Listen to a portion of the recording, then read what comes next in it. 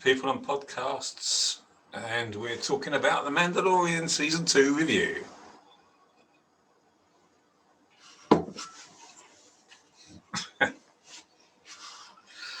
See who's going to arrive first.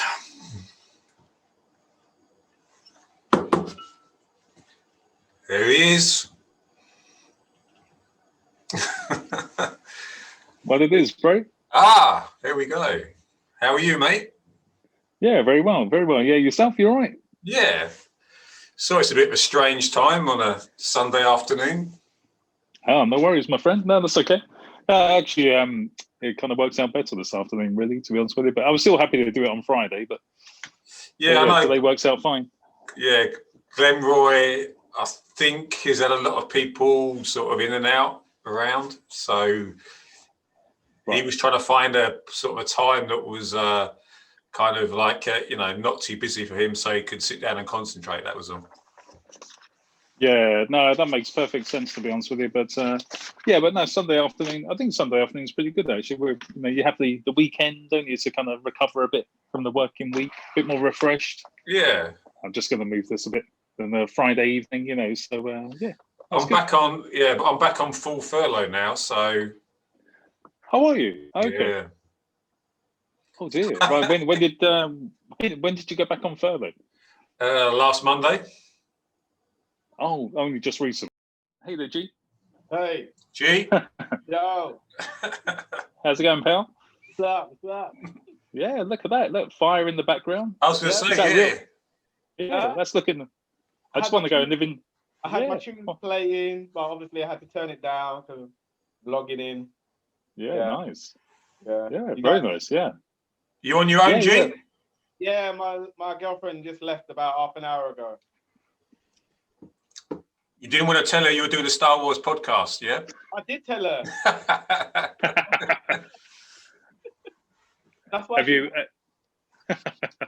Keeping it on the lowdown. I said to her, oh, she said, what's your podcast about? I said, oh, we're going to be chatting about The Mandalorian. So I was like, she's like, Mandalorian, what's that? Well, yeah. I'm like, is that a cartoon? The most simplest way I can. So I said, look, it's just a follow-on after Star Wars, basically. And she goes, what, you guys going to chat about that? I said, yeah. I said, that's nothing. My mate Paulie wanted to give us a quiz on it. I was like, listen, guys, I still got the quiz. Oh, shit. Okay. How you doing, Matt? Yeah, very well, buddy. Yeah. How about yourself? You good? Yeah, not too bad, You still on lockdown, or are you working from home? What are you doing? No, I was just kind of boring Paul with the details. Yeah, I'm working from so last time we spoke, I was on my career break after kind of taking redundancy. But no, I've been working again since last October. When I said Star Wars, she knew what I was on about. She just left. She just left. Yeah, she was gone. She was, fuck it, gone. I'm out of here. Is this a new relationship, G? No. Just ended. It's just ended. Yeah, you know what I mean? Just finished right now. No. Yeah. Been together for like 2 years. Yeah. Oh, that's okay. I was going to say, if I was in a new relationship, I probably wouldn't be honest about this. If I think if you it's gone past that point where now I can be honest. You can be you can be yourself. She knows I'm a geek. She knows I'm a geek anyway. Yeah. She knows that I'm a proper geek. So she gets that. So yeah. So it's cool. Yeah. You have to, don't you? I think Pat embraced the geekness quite early on, actually. If anything, I think it did me favors, actually. I actually probably played up the geekness. Okay.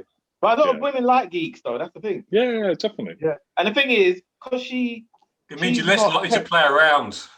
She's not you're too busy watching stuff. Yeah, she's not tech savvy. Yeah. You haven't got time for affairs because you're playing with your action figures. Yeah, exactly. Yeah. I haven't got any, by the way. Yeah. Yeah, hands up who's actually got an action figure of any kind, a superhero. Nah, I ain't that far-fetched. Matt's wow. That's like Matt's gonna say something. Look, that's like Big Bang Theory type of geek, man. Hold on one sec. Hold on, Matt's gone to get his. Has Matt got one? Yeah, He's going to get his Darth Vader one. I thought I had some in this room. No, I must admit, so full disclosure, obviously when I was a kid, because we're all similar age, I had the Star Wars toys when I was younger. Okay. But then when I was about 16, I kind of sold them all for about 20 quid to my uncle for his grandson, I think.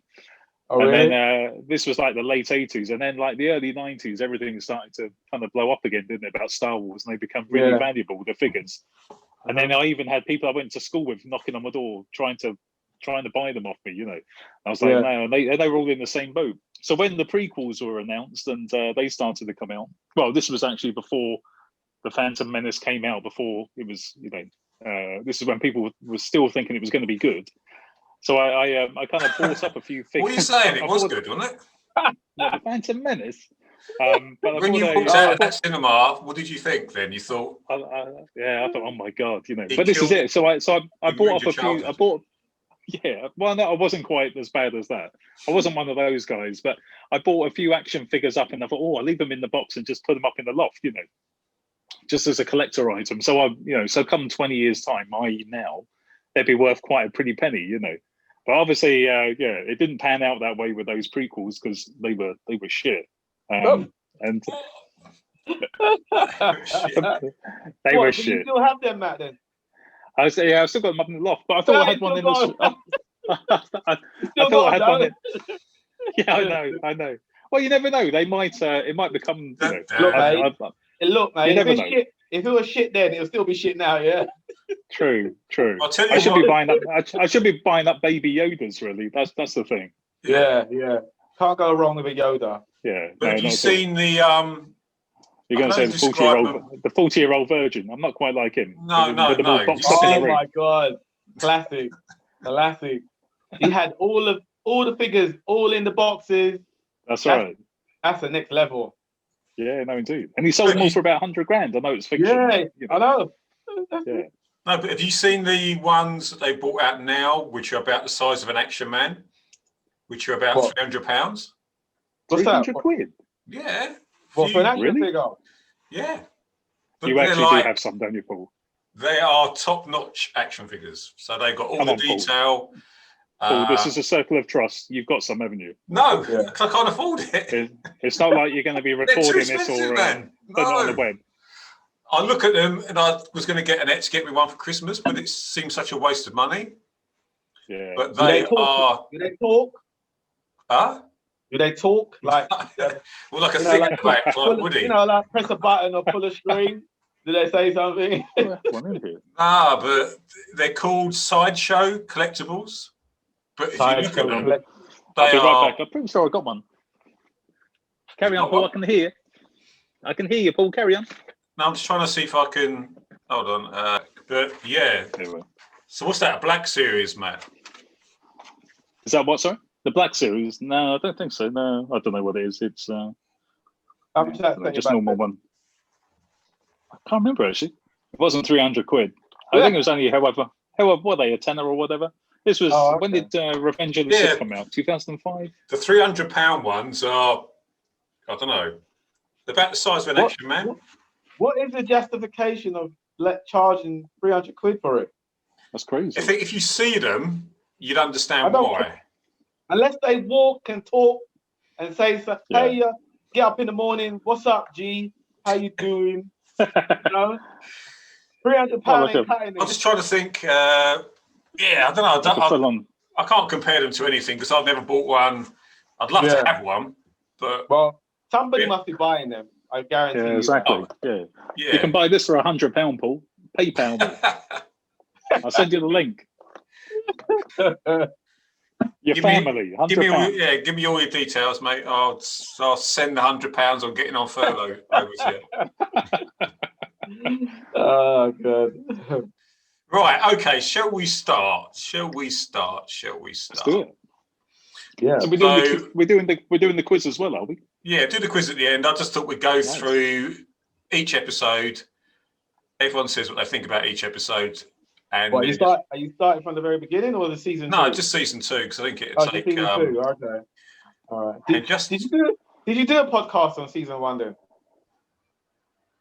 No. Don't think you did you? We could do it in reverse, couldn't we? we could still do season 1, couldn't we? We could have like haircuts or something, and maybe just touch our beard up, look a little bit younger. You know that. Have a little clean up, Yeah, a little clean up. Shave. I need to get my lockdown haircut. Could have had that. Yeah. I got lockdown here at the moment. That's why I got this cap on. But my brother's coming around later to give me a haircut because I'm back to work. I'm back to the office tomorrow. I had a week off. Oh, okay. So, of course, yeah. I had the week. So it's nice to just not do nothing, not shave, not haircut, just chill. Just all gone. You know, we talk about Mando. Mandalorian. Kick it off otherwise with a hill day. All right. Okay, so quickly then, season 1, Matt. Yeah. What did you think of season 1? Season 1? Oh Christ! I didn't realise we were going to talk about season 1. Only just a quick kind of like where a little overview of it. Yeah, I thought it was. I liked season 1. It was a nice intro into. It's a nice intro into the program. I'll go after G.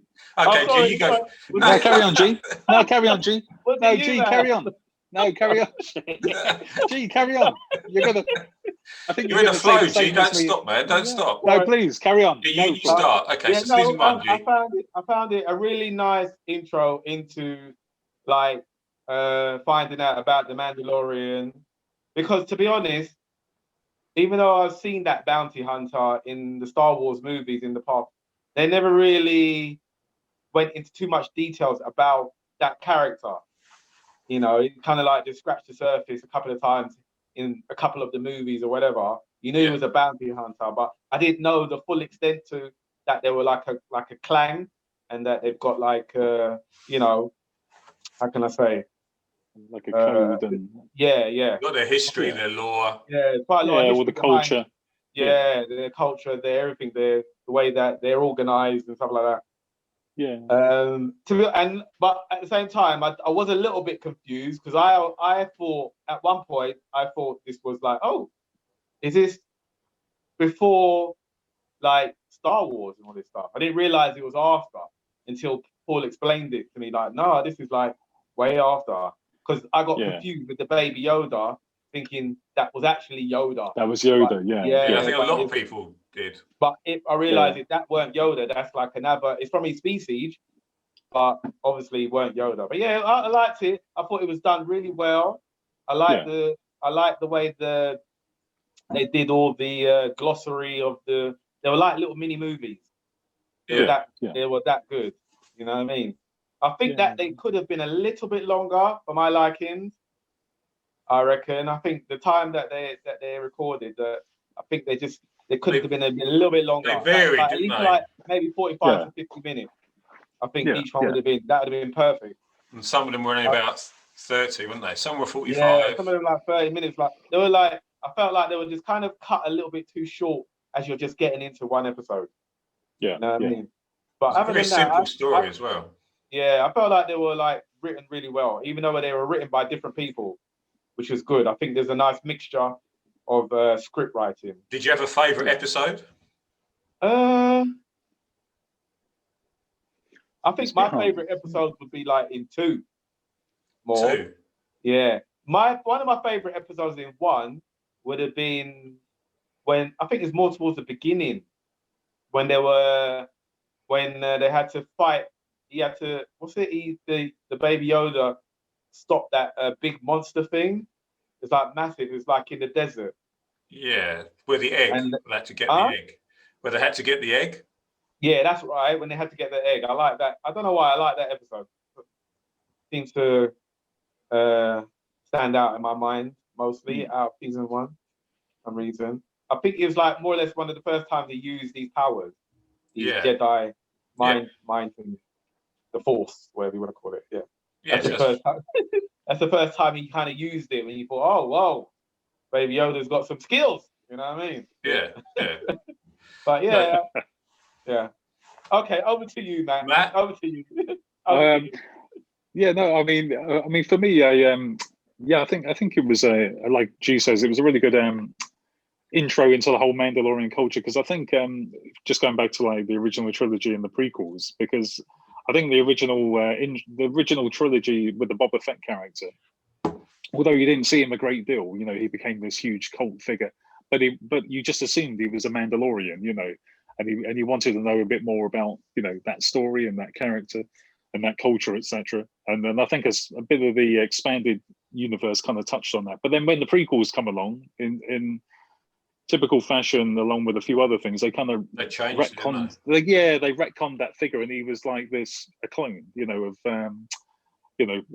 designed on you know, whatever that ocean planet was called, you know, and he was just exactly Camino, yeah, and he was just exactly the same as all the kind of clone troopers, etc. And he was just, you know, an offspring of one of the clones, and he then became part of this, you know, adopted the armor. George and Lucas you know, does have a habit of changing. Yeah, exactly. Yeah, definitely. Stuff. So I assume that Favreau and that Filoni kind of obviously sensed that, you know, obviously the potential there for this Mandalorian character was there. So you couldn't really do it for Boba Fett because that story's told now. But so by creating this new one and, you know, introducing us to this world, it did kind of, in my mind, make good on that kind of promise of that type of character, you know, of the potential, and explore that. And I thought it did in a good, you know, going back to your point around the episodes, you know, and the episodic structure of that. I think it was just a really good opening, and they didn't kind of bombard you with too much. It's very simple. Didn't kind of feel. Yeah, it's very simple. Yeah, definitely. Yeah, exactly. And it was very Mandalorian focused. Yeah, definitely. It was focused on the character. And slowly you kind of, you know, met other characters around him, but the whole focus of the 8 episodes was kind of on him, really, you know. Whereas like season 2, which we're obviously going to get into, I think they played it right to kind of expand it a bit and bring in, you know, other characters from, you know, the animated series, and, you know, Boba Fett as well. You know, I think they've just done it in a really way. But yeah, season 2 seems to have opened it up, you know, and the budget seems better. The, you know, kind of cinematography seems better. It just seems more, technology they use. I didn't realise. It's like a projection, isn't it? Screen projection or something. Yeah, but I thought a lot of that they were actually filming on location. I couldn't tell. No, that's right.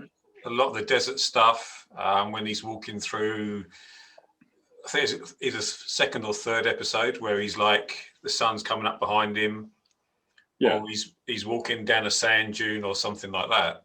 That, to me, I thought that was, you know, live action outside. Yeah, definitely. Yeah. I mean, I was the same. I thought a lot of it was like location shooting rather than in a studio and just with the screen behind, you know, and a few props in the forefront. That was when I saw that on the gallery. Did anyone bother watching the gallery after season 1? The gallery. I've seen a bit of it, but not a huge amount. What's that? I think it's behind the scenes, so how they filmed it. Oh, okay. And I like a lot of that kind of stuff because I like the technical. Yeah, I've never really been into watching like behind the scenes. I don't really like. No, I like. Spoils the magic. Did it spoil it? Yeah, I don't know, but I just it almost like it's almost like they dissected it, like when you go behind the scenes and you watch how they done this and how they did that, and it's like, oh, really? Is that it? What is that? How they done it? What? You know what I mean? Like, it's not so bad. That's me personally. You know what I mean? I prefer to just if I see something and it's really good, I just want to leave it like that. I don't want to go behind the scenes and see how you know they did this and did that, because I know that these days a lot of it is done with CGI, like on the computer. So I don't really need to know or see, you know.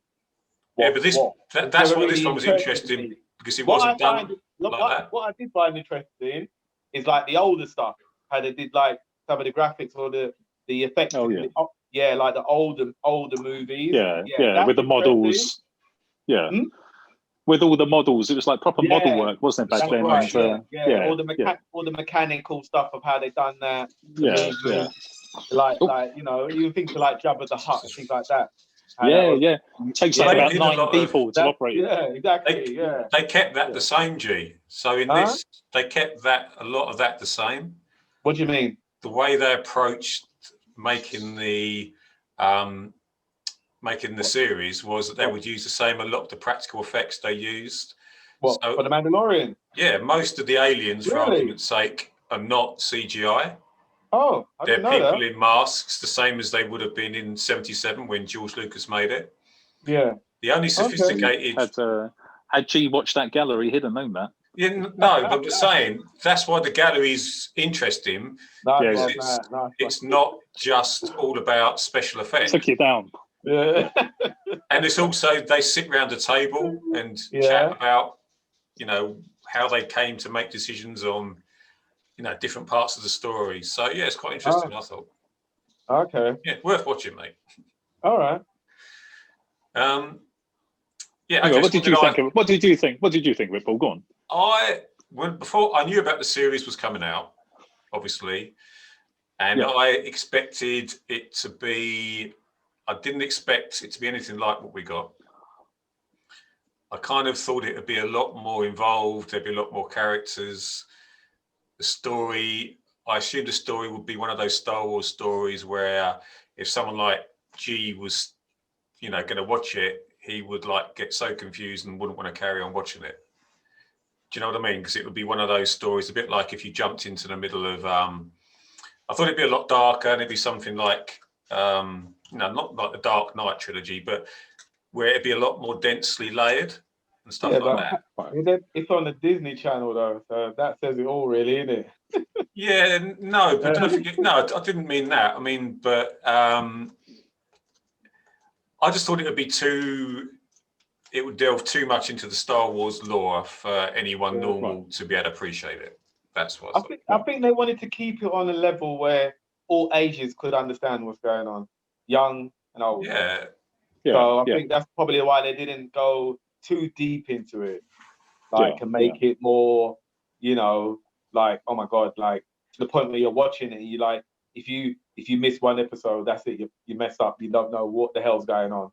I saw the first episode. I just want it to be where you can pick it up, understand what's going on straight away, wherever you picked it up from.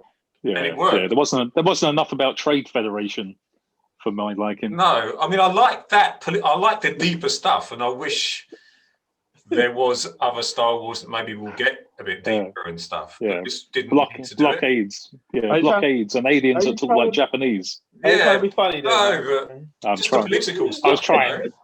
I was trying, G, but I burned. I crashed and burned there, mate. That's karma. That's karma for me throwing you under the bus a moment ago. Sorry. Payback's a bit.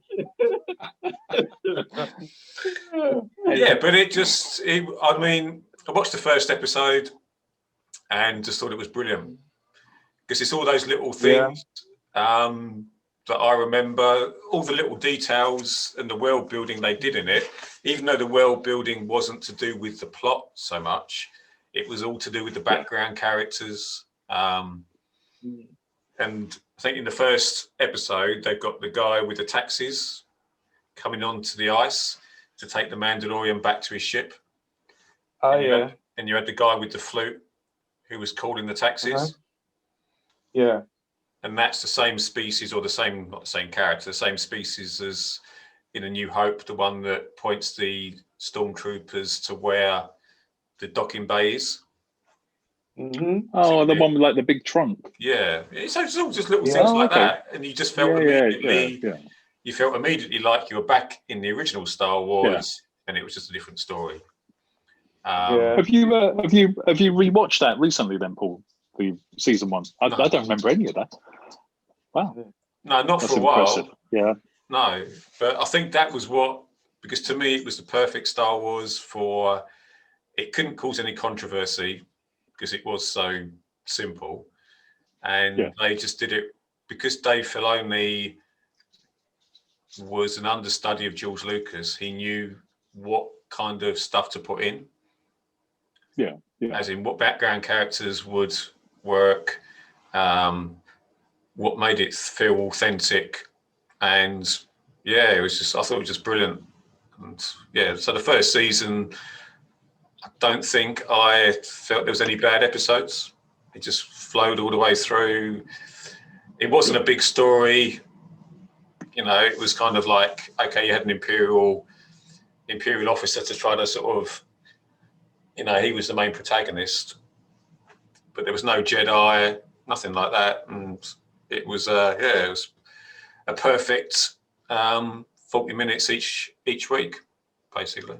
I didn't appreciate how much George Lucas was involved as well, because he's quite involved in the He was on series set as well, isn't he? He was on set. I think he hasn't been on set for any of the films, apart from Rogue One, I think. Right. Um, It's interesting though, isn't it? Because Rogue One's probably, I know it's subjective, but Rogue One's probably the best kind of Disney Star Wars film. I mean, I know why, because in my opinion, Was that animated? Huh? No, it was the standalone story where you had you like that one, do you? Remember we saw it at cinema?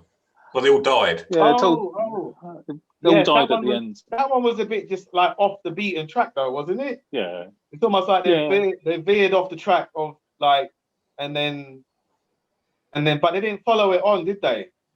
Yes. Well, it's New Hope. It's the follow on. Oh. Yes, it is. Sorry. Gee, mate, get out there. Say, listen, I want to follow up to Rogue One. Get on Twitter, mate. They followed it on 40 years ago. Yeah. That's it. Sorry. My bad. No, yeah, but just quickly though, the reason why he's not been on set for any of the The Last Jedi, Rise of Skywalker is because when he sold the company to Disney, he gave them outlines for those 3 films, which he thought they were going to use, but they didn't. Right. So he's just pissed off, really, that they went in a different direction. He didn't get it written into the contract. He just shook Bob Iger's hand at Disney and assumed that they were going to carry on and make what the scripts he gave them.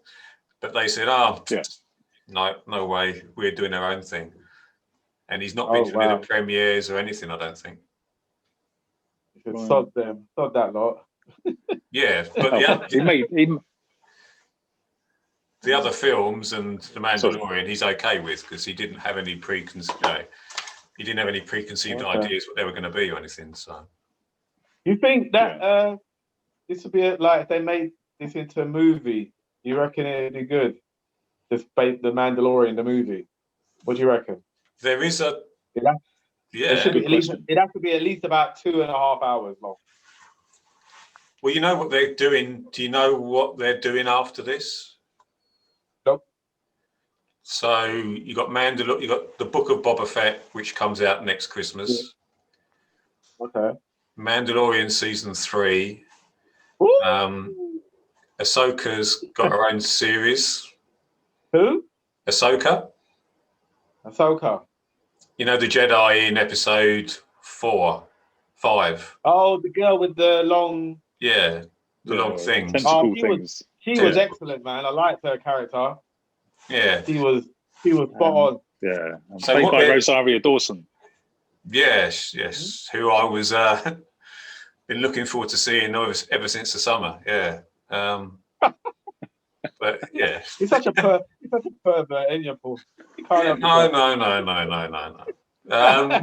We don't they're doing an MCU we don't style make this thing. podcast too nerdy. Yeah, exactly. Yeah. You got to keep some sex in it. I thought her character was excellent, man. It was like wicked. Yeah. Definitely. But they're doing a MCU style thing, building up to a climatic event, which might be a film. Okay. Oh, okay. Yeah. Season 2 had a sense of that, didn't it? Because I thought there was going to be because there was a bit of a team up, wasn't there, towards the end? I know we're jumping the gun a bit, but it did kind of sense. It seemed like Mandalorian during season 2 was kind of getting these team together, wasn't he, to kind of take on the big bad, the Grand Moff, whatever his name is, Gideon. Grand Admiral Thrawn. No, Gideon. It seemed like they were kind of building up to kind of take him on. Well, Thrawn, I assume they're gonna. Do you think he'll appear in this one, or do you think Thrawn will appear in the Ahsoka? Probably in the Ahsoka one. Sorry, Paul. Yeah, probably in the Ahsoka one, and then you've got 2 other series, and they're all gonna. The times they're gonna intersect, like so it'd be like an Infinity War kind of thing. Yeah. Oh my days. It'd be 5 years time. And it'd probably be a movie, so what you're saying, G, is probably exactly what they're going to do. Yeah, I think they're they definitely got to lead up to some sort of movie after all of this, because it's done really well. So it'd be a shame for them not to actually do a full length movie. Yeah, I think that's what we're going to do. So the same guys that are doing this are doing 3 other series. Yeah. So the Mandalorian will happen at the same time as Book of Boba Fett, Ahsoka, and there's something weird called the Rangers of the New Republic. Okay. Which is supposed to, I think, be Cara Dune and that bounty hunter with the long gun. Yeah. The girl. Can't remember her name.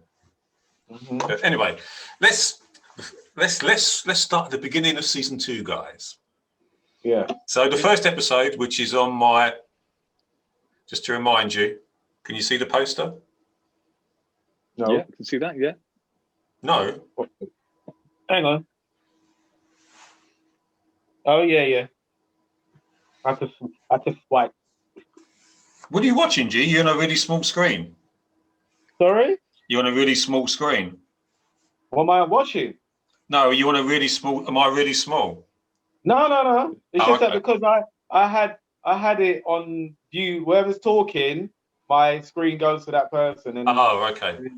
Flips back. But then I can do swipe across, and then I can have all of you on the screen at the same time with me on there as well. Yeah, that's why I've got gallery view at the moment. Yeah, gallery view. Yeah. It's a bit like University Challenge at the moment. I got G below me. I'm just patting his head at the moment. And you're beside me. You're beside me, Paul. Oh, okay. You're up to G, and then Matt. You're to my right, Matt. Oi. That's it. Okay. And then Paul down there. Season 2, episode 1. Yeah. What was the title? We'll keep it serious, go on. What was the title again? Can anyone remember? Season 2, Sand Monster. Are you serious? Is he right? Are you serious? No, he's not right. This is not even part of the quiz either. I know it had the Sand Monster. I know it had the Sand Monster. No, the weird thing is it should have been something like that, but it was called the Marshal. Okay. That's right, yeah. And the reason was because he was hunting for that guy. But anyway, let's start with G, because if I say Matt, G will interrupt anyway. So let's talk all over me. Let's just start with G. G, season 2, episode 1. What did you think of it? And your marks out of 10. Oh my God. Crikey. Because that seems like it's a while ago compared to because I literally watched the last 3 episodes together back to back. So, but the first. Do you want to go backwards? Do you want to work backwards, G? No. I don't want to do that. Does he fight that monster in the pit that terrorizing the area, isn't he? And he has to kill it basically. Yeah, the dragon. In return of the Mandalorian armor. That's right. Yeah. Yeah. So the guy gives him the armor. That was a very good intro to the start of season 2 of I think. Yeah. That was one of the longest episodes as well. Was it? Yeah, it's about 52 minutes, I think. You're lying. Was it? Yeah. And everyone was excited. Because everyone thought... That's bullshit, Paul. What? That's not bullshit. That's bullshit. You're trying to be controversial on this podcast. Bullshit, Paul, I want to be the edgy. one. Edgy. I've got to overcompensate because I got the toys up in the loft. Oh, yeah. You got to assert your masculinity. Alpha. Yeah, exactly, yeah. I got to be edgy maybe now. it was 51 minutes then. All right. I'll give you that. That's better. Yeah, all right. Yeah. Okay. So yes, that was the biggest. And the funny thing is that I noticed that was a good episode actually. It was, yeah. Yeah. Fantastic. He was a good character. He was a good character. Sorry there, G. He was a good character as well, that Marshal. Yeah. I know, because you're led to believe he's not Boba Fett, but you're kind of led to believe Is this your review, Matt, now? Yeah, sorry. I'm just getting my own back on G now. I'm the host, and I've only got 2 of you, and I'm finding it hard to control you, both of you. Yeah, G, sorry. He's trying to keep him down. I'm just trying to keep him down there. He was about to make a really good point, though. G, what really good point were you about to make? Sorry. I'm sorry, G. Carry on, mate. He was about to say something really important. Go on, G. Was I? Yeah. I thought you were about... You said, I'm not convinced. I'm not convinced. And then Matt goes, listen. Matt, think Got I my saved- action figures. I know what's going on. yeah, I think I saved G actually. I could see where G was going. I saved him. Yeah. No, for me. It was definitely a really good intro into season 2. You know, you saw the real, like, you started to see the more skills of the Mandalorian coming out, like the way he deals with and handles different creatures and things like that. You know. Yeah. I thought I agree with that. Yeah, definitely. You know, Mark's because out for of me, 10? this is quite a big insight for me on him being a bounty hunter, because I didn't really know a lot about his character. So this Mandalorian program is like a real good insight to like seeing like what a Mandalorian actually is, and the thing of like a true Mandalorian is not meant to show his face, or things like that. I was thinking, what the hell is that about? You know what I mean? But as it goes on, it explains why. And yeah, it's quite interesting, actually. Have you been tempted to watch any of the cartoons? No. Why do you say it like that? Why do you say no? I haven't. To be honest, you're not really selling it when you say cartoons as well. I did it on purpose. I did it on purpose. The animated I said cartoons because I knew actually, you know why I said it like that? You know why I said it like that? Because I actually didn't know that there were cartoons. I actually didn't know that there was any cartoons. That's why I was like, no. That's like me saying, oh, I didn't actually know that there was any cartoons. No, okay, yeah. Because you're not. But I like cartoons. I ain't gonna lie. I love animated stuff. So if it's good, I will watch it. No shame in that.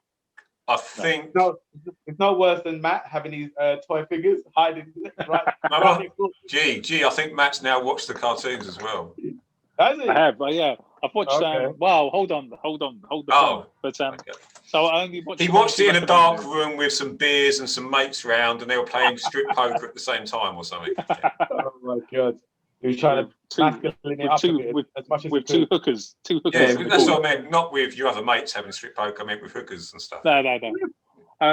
No, I only watched the ones you recommended, Paul. So the last 4 episodes of the Clone Wars, which was it was amazing. I must admit, you were right. It was probably better than the flaming prequel trilogy. You know, just those 4 alone. And I thought they were cool. You're right. How they kind of told a parallel story along with the Revenge of the Sith. Yeah, I thought it was really, really interesting. Yeah. It was good to see Darth Maul as well. That's worth a whole different podcast, you know. But I haven't seen anything beyond that. I did try the Rebels, but I couldn't get into that. That seemed a bit too. I tried the Rebels a little bit.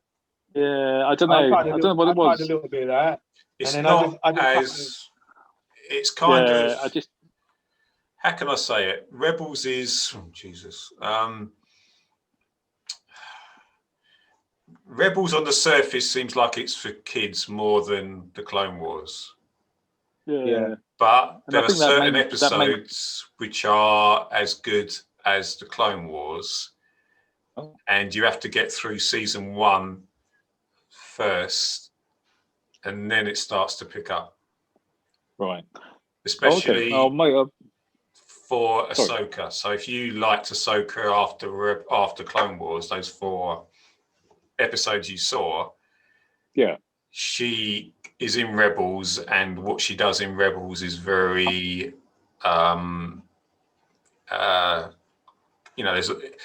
she has a good arc in Rebels, basically, which leads into the Mandalorian. Right. What is the timeline of that Rebels then? That takes place. I know the timelines of Clone Wars, but just takes place just before that film that doesn't connect to anything. Rogue One, I think it was. That standalone film, that'd be good to have a sequel. Yeah, the one that they're going to have a sequel for. So it happens just before then. The one that G's hanging out for a sequel. Yeah, I mean, it might happen one day. You never know. It could happen. I'd like to know more about the Darth Vader character, and also what happened to that princess at the end. That really and the scoundrel that rescued them is. Yeah, I don't think they'll ever do it though. Yeah, I don't think there's any mileage in it. It's a shame. I don't think there's any mileage in it. They're too focused on TV and cartoons. So. Yeah. But yes. So if you can get past season 1 of Rebels and get into season 2, then you'll be rewarded. But obviously, wait till everyone else is out of the room or out of the house before you watch it. If they catch you watching it, then You've got no credibility left, have you? Really? Okay. I could lend you one of my So you're small. speaking. I could lend you one of my small children to come up and watch it with you. Then you've got a reason to be watching it. But other than that, you've got no reason really. This is all just turning into child trafficking now. It's all a bit weird. Yeah, don't get my brother started on that. Let's just exactly, yeah. Anyway, so Glenn, let's go back to the score. Do you have a mark out of 10? Bear in mind you've got to go through all the other episodes. I'll give that easily a 9. 5? Huh? A 9? 9. Yeah. 9. No, 8. 8. Oh, 8. Okay. Yeah. Is there anything you didn't like about it? No, there's nothing I didn't like about it, but to me, when I'm watching something and I see certain things that happen at the time when I'm watching it, I feel like, oh, they should have maybe done that. Like, there's always that little bit of room for improvement. Yeah. So nothing, Yeah, I had a problem with the fact that the other sheriff, Cobb Vanth, I thought he buddied up with him too quick. That's what I thought. Think so?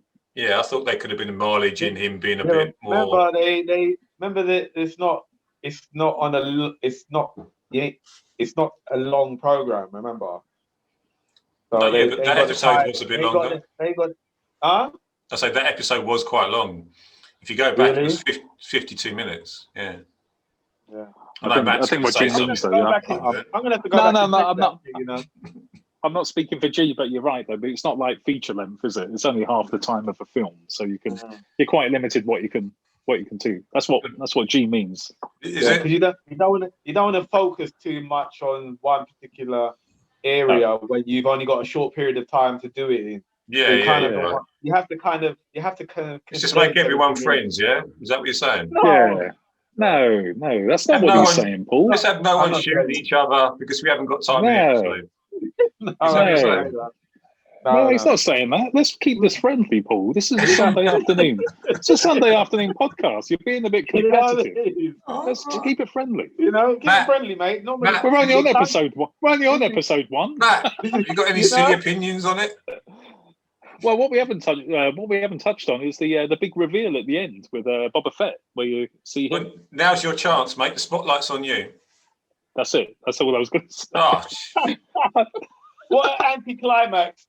I know. Sorry. What about some deep thoughts, Matt? Some deep thoughts about it. Well, G's picked it up. Any symbolism in there? I feel like there should be. I feel like you're testing me now. Symbolism. What did I miss? What did I miss? Where was the symbolism? What about with the? I think something that I noticed was the.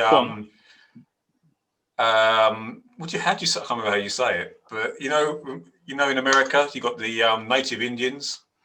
Oh yeah, settlers, and that's basically what they were referencing, working together. Oh, so it's like an analogy of the analogy. That's the word, Matt. Thank you for that. Oh, okay, mate. I'll cut this bit out and I'll go back now. Right. So good analogy. A good analogy would be the cowboys or the settlers and the American Indians working together. What we'd have called cowboys and Indians growing up. Cowboys and Indians. Okay. Yeah. Again, that goes back to the original Star Wars, though, isn't it? Which was like a space western, really. But yeah, you're right. Yeah, thinking back on it, you're right. I like it. I completely missed that. This only episode 1 we've done. I know. If you got a mark out of 10, Matt, we're gonna be all that, mate. Oh, I would say a solid 9. A solid 9. I thought solid it was great. 6. 6? 9. 9. Yeah. Hold on. Yeah, 9. 9, boss. Okay. I thought it was a great episode, but then the reveal of Boba Fett at the end just kind of sealed the deal for me. Yeah, you might be surprised, but if I was to, would you be surprised if I said this was the worst episode of the season? What? That is crazy. I know. That's crazy. I think we're coming on to the worst one, which is the one after this one. No, I love that with one. the space eggs. With the space eggs. Is it the one with the space eggs? Stop. Oh, is that space eggs? Is that the one where it kept the I'm still doing my review of episode 1. The space spiders. The space spiders that's on the next episode. We're still doing this episode. That was cool territory. So you just lost all credibility now, Paul. I didn't have I'm it. going. Yeah. I'll see you later. Enjoy your I hear weekend. what you said. You said it's the worst one. So Yeah, like, no. Can I quantify Yeah, let's why? move on. Can I Let's move quantify on from why? that. We're going on to episode 3. Sorry, go on. No, I'm Phil. not saying it's a bad episode. I'm not saying it's bad. I'm just saying. Hold on, you haven't rated yet. So what? Oh, you're building up to your rating. Sorry. Yeah, no. But when I look back, it's the one I enjoyed the least, and I kind of struggle to realise why. But I don't know whether it's because it's such a long, drawn-out episode. See, I can't even remember it being 51 minutes long. Yeah. To be I honest, remember everyone getting excited because everyone thought that meant that every episode was going to be that long. Right. Oh. But yeah, I didn't like the Cobb Vanth character much. Oh, okay. I thought he should have been more antagonistic towards, because he was using that armor to protect the settlers, wasn't he? He was using that armor, so that was to me that was, quite vital for him to keep that armor to look after the town. I know there was some kind of treaty now between the Sand people and the villagers that as long as no one fires on each other, they're not going to sort of attack each other. But yeah, because I thought, I don't know the actor's name because he's been in some other stuff, hasn't he? Timothy Oliphant, yeah. Yeah. But yeah, damn, so Matt, you're the man. what? I said, Matt, the man. Matt's the man. So yeah, I'll give that an 8. I'd be jealous, Paul. You'll always be our number one. No. I'll have to look at my notepad at the same time, so I can't concentrate on YouTube. Wait a second. This is the least episode that you said you liked, but you're giving it an 8. Yeah, so I'm only. That's still quite a high score. Then. That's high, yeah. No, I still liked it. But So it's all 9s and 10s. Is it 9s and 10s from here on in then? It's the least you like. Maybe. Wow. Yeah. Jeez. That is high praise. Yeah. No, I still liked it a lot. I was just trying to say that. Would you be surprised? I think you're in denial, mate. If you liked it a lot, it's either one or the other. You like it, or you didn't like it. No, but what I was saying was I liked it. I think we've turned you around, Paul. I think you realise it's better than you thought. Yeah, and you're welcome. You're welcome because it is a cracking episode. I clearly said. You need to go back and rewatch that. Go back and rewatch that before you post this up to YouTube. Go back and rewatch that, Paul, because we're worried about your reputation. I haven't got a reputation. Your podcast reputation. Listen, guys, if I had thousands of views on YouTube, I wouldn't be even talking to you guys. Talking to us. Let's just face it. Yeah, I've got 60 views. Fair enough. We've got 60 views on YouTube, so that's pretty good. The only guests I can get on my show are you guys. Have you got my bank details? I haven't seen any royalties for that yet. When are they starting? When are they starting to roll? I was going to say Disney then. YouTube haven't monetized the channel yet for obvious reasons. Hell. What, 60 views? That's amazing. The guests, the caliber of the guests, I think it is. Episode 2, everyone's favourite episode, which is on. There it is. You see it? Yeah. A spider, a frog, an alien, and a Mandalorian. No humans on that thing. That one was a bit, to me, was weird. Who directed it? Anyone know who directed it? No idea. Oh, because Favreau did the first one, didn't he? The one we've just spoken about. That's the only one he's ever directed out of all of them. Yeah, that's right. And that's why I didn't like it as well. You've reminded me why I didn't like it, because you don't like Favreau either? No, I don't rate him as a director. Oh, you said that before, yeah. I went back and watched the Iron Man films, and I struggled to think that they're really good. They're good, but not really good. Yeah, the guy that directed this episode was the guy that directed Ant-Man.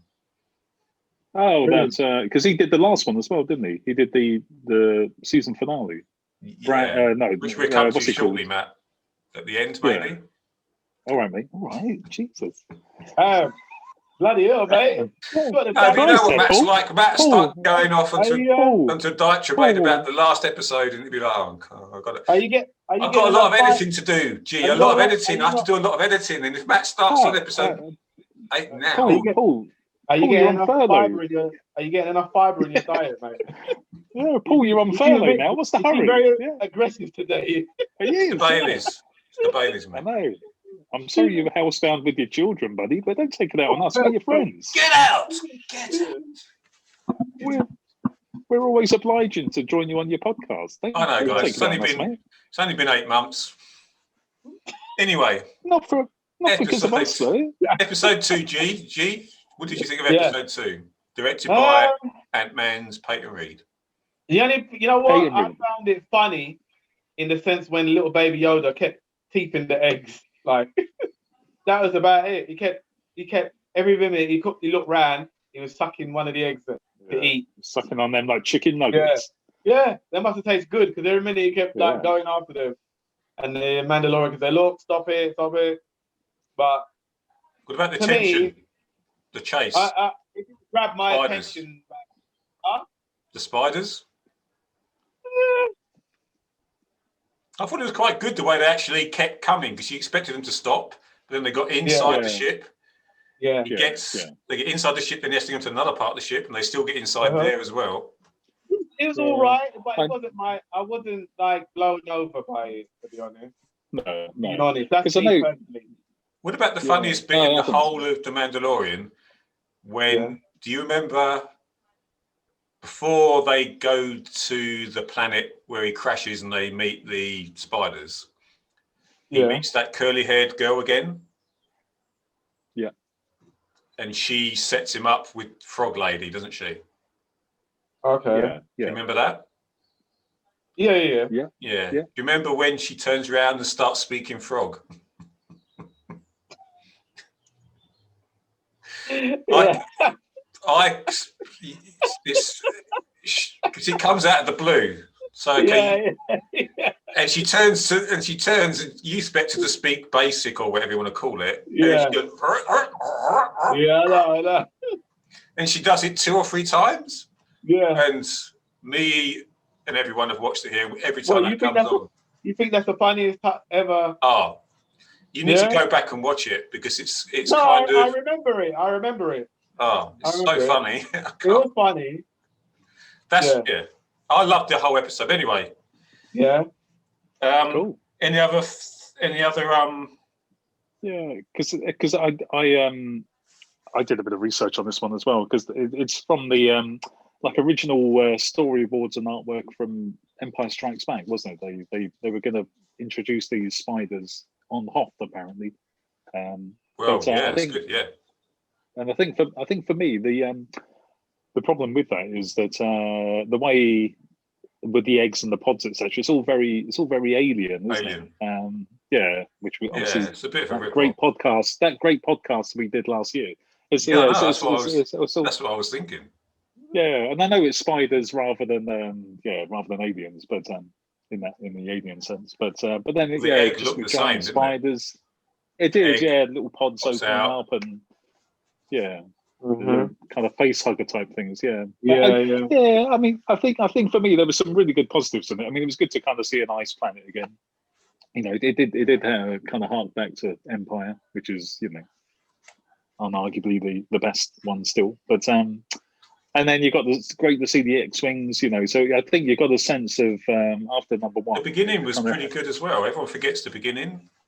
I can't remember the beginning. What was the beginning? The beginning starts off. He's going across because he's still on Tatooine, isn't he? Yeah. So he's going across. I'm saying I don't know. I can't remember. Yeah, you don't remember. Do you remember he goes through the canyon and those other bounty hunters stretch the rope out and he goes over the rope. Okay, yeah. Right, that was that episode. Was it? I remember the scene. There's a little fight.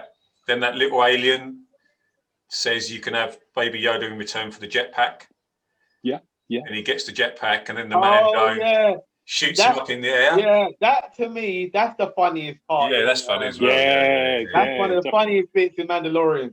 Because he takes the jetpack, walks off, and he just fires it off up in the air. And then that's what I'm saying. This episode was so funny. That's funny. Start to finish, because even later that's the on. funniest bit to me. Do you remember how the Frog Lady gets her backpack, which is in the jacuzzi? What do you mean? you remember how the frog lady? You know when the aliens the spiders start to come towards her because she's in the jacuzzi, isn't she? Yeah, that's right. Yeah. Yeah. So you remember how she gets her backpack really quickly? Yeah. She Well, with puts her her tongue out. Oh, with her tongue, innit? Yeah, it's just like. And the fact that she was in the jacuzzi kind of thing as well. I Chilling. Yeah. was cracking up, mate. What's I that cracked about? up through the whole of this episode. I love this episode. Was she trying to keep her eggs warm or something? Yeah. Yeah. Because it was a cold planet, wasn't it? So I That's presume. right, yeah. Yeah. And so, G, your verdict as far as the score? Oh, see, now I've got mixed feelings now because it had some funny bits in it, like you said. So I'll probably give it about a 7. 7. Yeah. Matt, how did so you? Yeah, I don't know. I thought there were some really good bits in it, actually. Probably, I don't know. I like the whole season, actually. I'd probably say 7.5, maybe an 8. I go 8. Go an 8. Okay. I go 8. So you're consistently one more than G. G does an 8. You do a 9.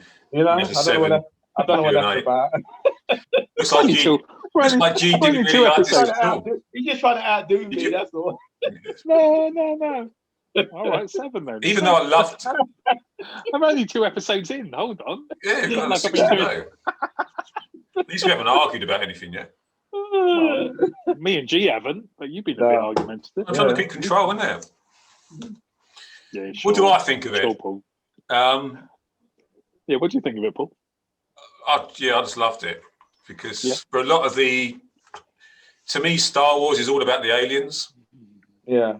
As much as it is about the Force and everything like that. And to have an episode where you didn't really, for most of the episode, at the beginning you did and at the end you did because those 2 X-Wing pilots came in and kind of saved them.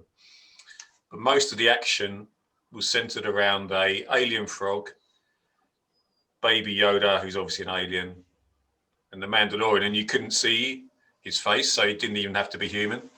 Yeah. So yeah, I love the monsters and the aliens in Star Wars. So I thought this was a pretty good episode. Did it do anything to kind of propel the story though, or was it kind of like a filler one? Do you think? Side quest. A very good filler. A very good thing, filler one. With it. Everyone likened it to a video game where you've got to go and do something.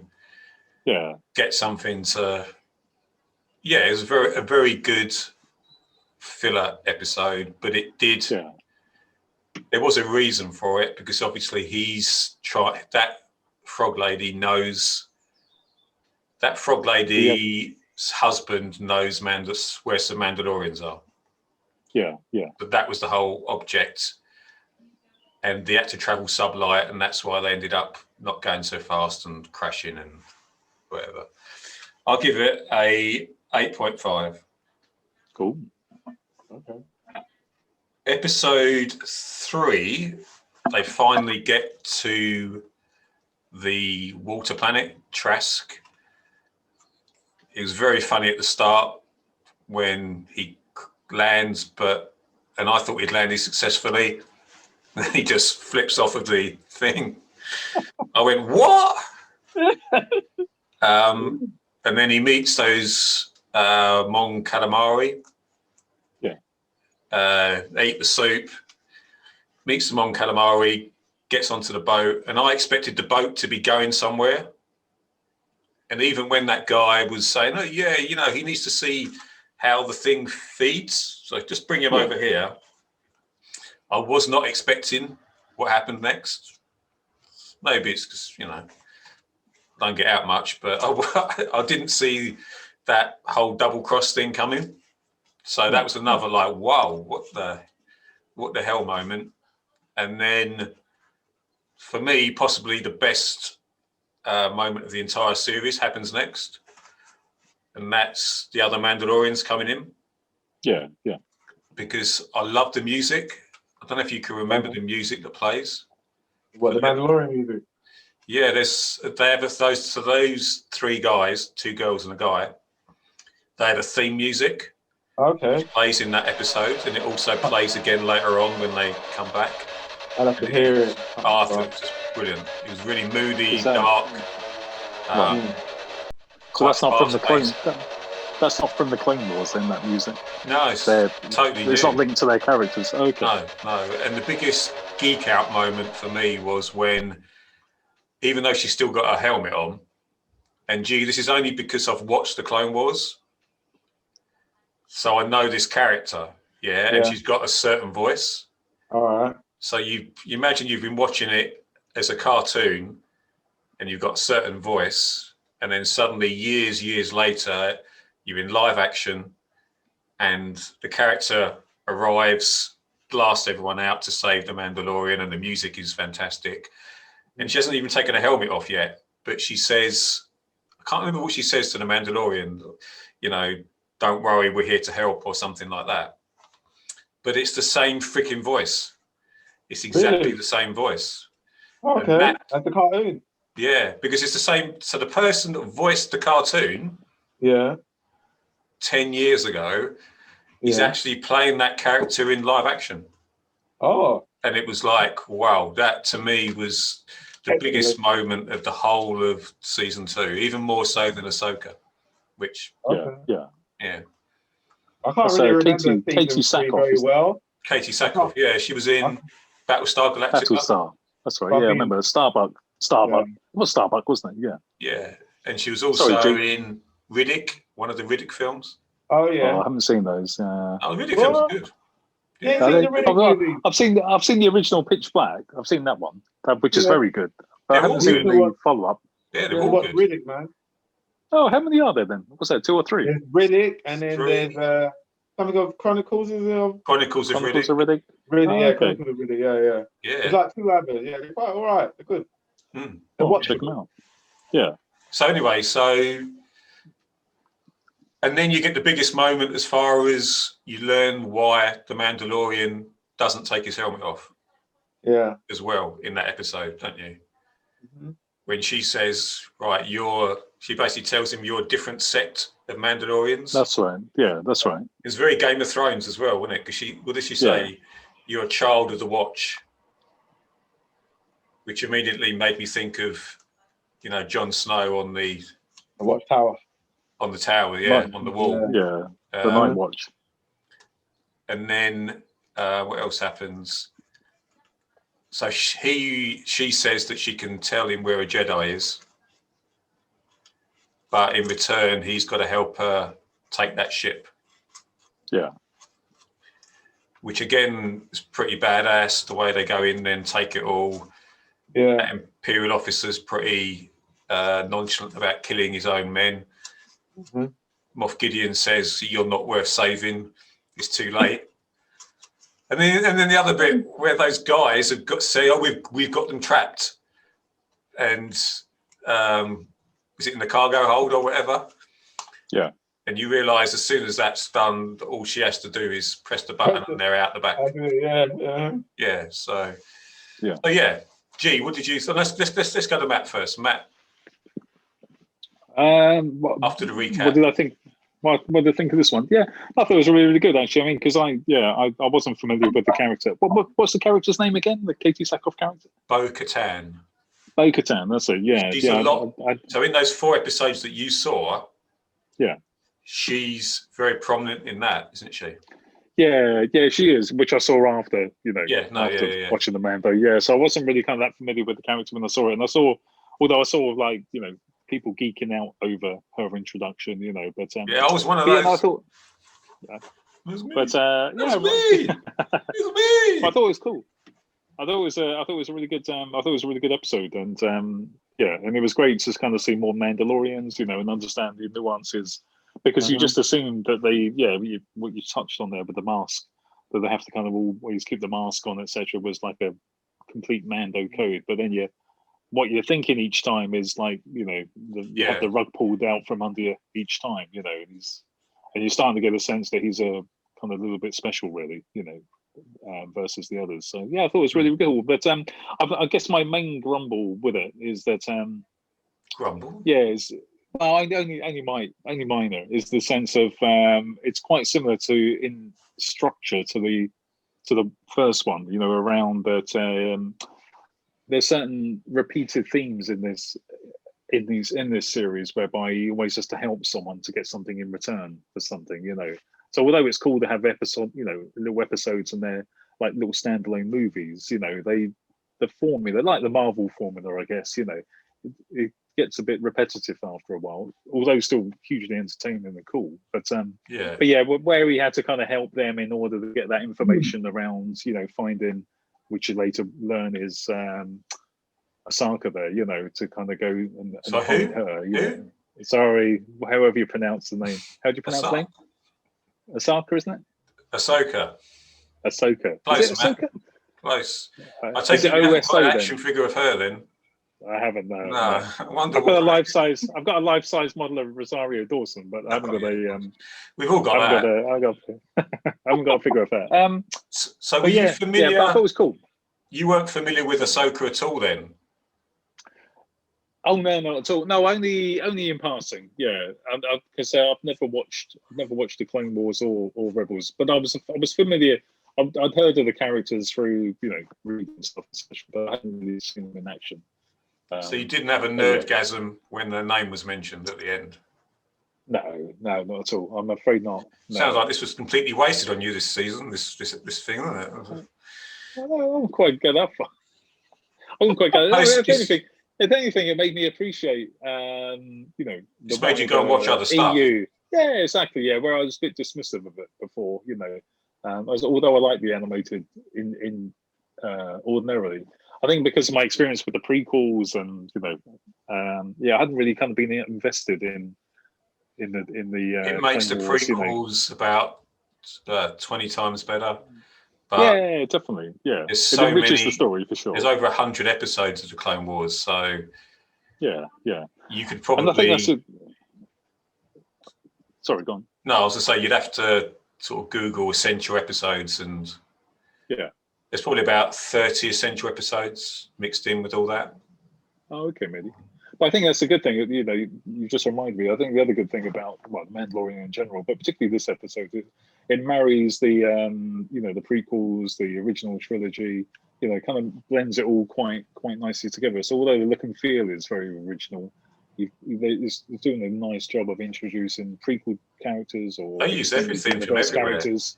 Yeah, there's things from video games apparently in there. Yeah. So I think from whatever part of Star Wars you love, they're doing something for you. So I think that's probably why it works for Star Wars fans, and then it works because it's so simple for someone like G, who's not a big Star Wars fan, but he can still watch it, and he doesn't need to know who Bo-Katan is or Ahsoka. He can just watch it as it is. Yeah, definitely. But I think the real kind of litmus test for me is after it finished, I thought, oh, I'm watching that again, actually, you know, which is the mark of a good. Does it help that it's a weekly show and it builds up and there's talk about it? Yeah, definitely. Yeah, definitely, you know. So, yeah, I thought it was really good. So I'd give it a solid 9 out of 10. 9 out of 10.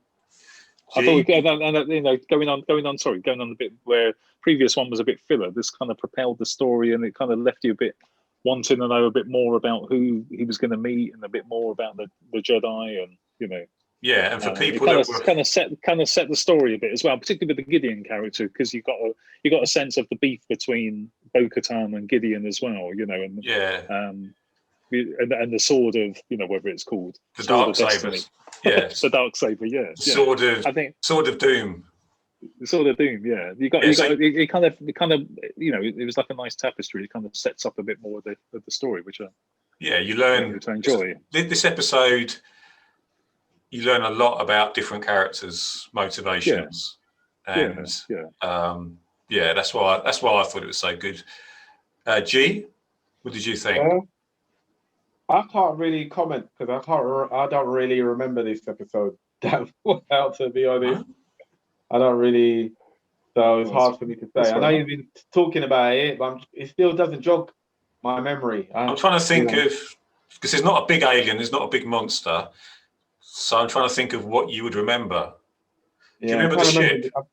Because the first 1 and 2, I remember that totally.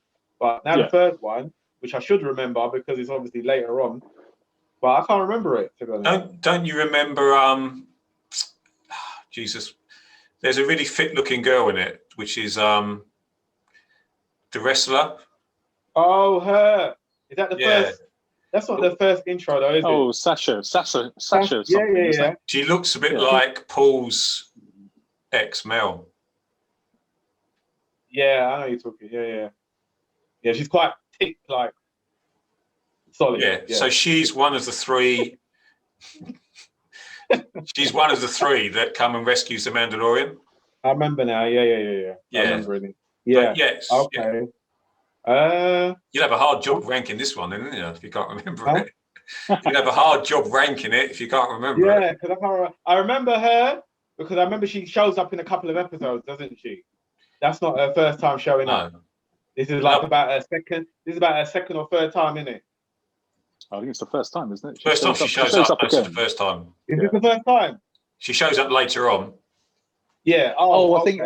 Oh, gee, are you thinking of the other one, the Ultimate Fighter, the cage fighter lady? Yeah. Gina Carano. Is that her name? What's her character's name? Cara Dune. Cara Dune. Yeah. Are you thinking of that one, G? She's quite solid. Yeah. She's quite solid. Yeah. The one who was in. The one who was in the first season. Yeah. That's right. Yeah. Yeah. No, you're talking about. You're talking about another character, aren't you, Paul? Yeah, I'm talking about. I can't remember what her name is in the show, but what's she look like? Paul's ex-girlfriend, Mel. Really? Yeah. No, but what's her character look like in the program? She's an alien. Blue. No, she's Blue Mandalorian. She's a Mandalorian. Oh, right. Gee, do you remember they're on the boat? The Mandalorians trapped under some grating. That's it. And they fly down. Yeah. Kick all the aliens' asses. Yeah. And then they save him. I remember now. Yeah. Sorry. It's coming back now. Yeah. I think Matt's going to Google something. I can feel it. I'm just going to bring a picture of her up if I can find them. I've got it on my phone here. I bet you do. Yes. on my screen. Got it on my screensaver. Screensaver, in it, yeah. It's heavily encrypted. There's plenty of there's plenty of Bo-Katan, but not many of the other lady. I can't remember her name. Vardo, is it? Something like that. I don't know, mate. Oh, here she is. It's not great quality, but that one there. See her, oh yeah. I remember her. Yeah. She was fine. Got those Bo-Katan. Yeah, that's the crew. Yeah, I remember. Yeah. Mm-hmm. Coming back, G. Coming back. Come back now. Yeah. Mandalorian. Remember, it's the Mandalorian we're talking about here. Yeah. All right. Watch it. Yeah. No, that one I'd probably give it about a 7.5. That's quite high for you. Yeah. No, it's not I need to lower mine. I need to lower mine to 8.5. Yeah, it is.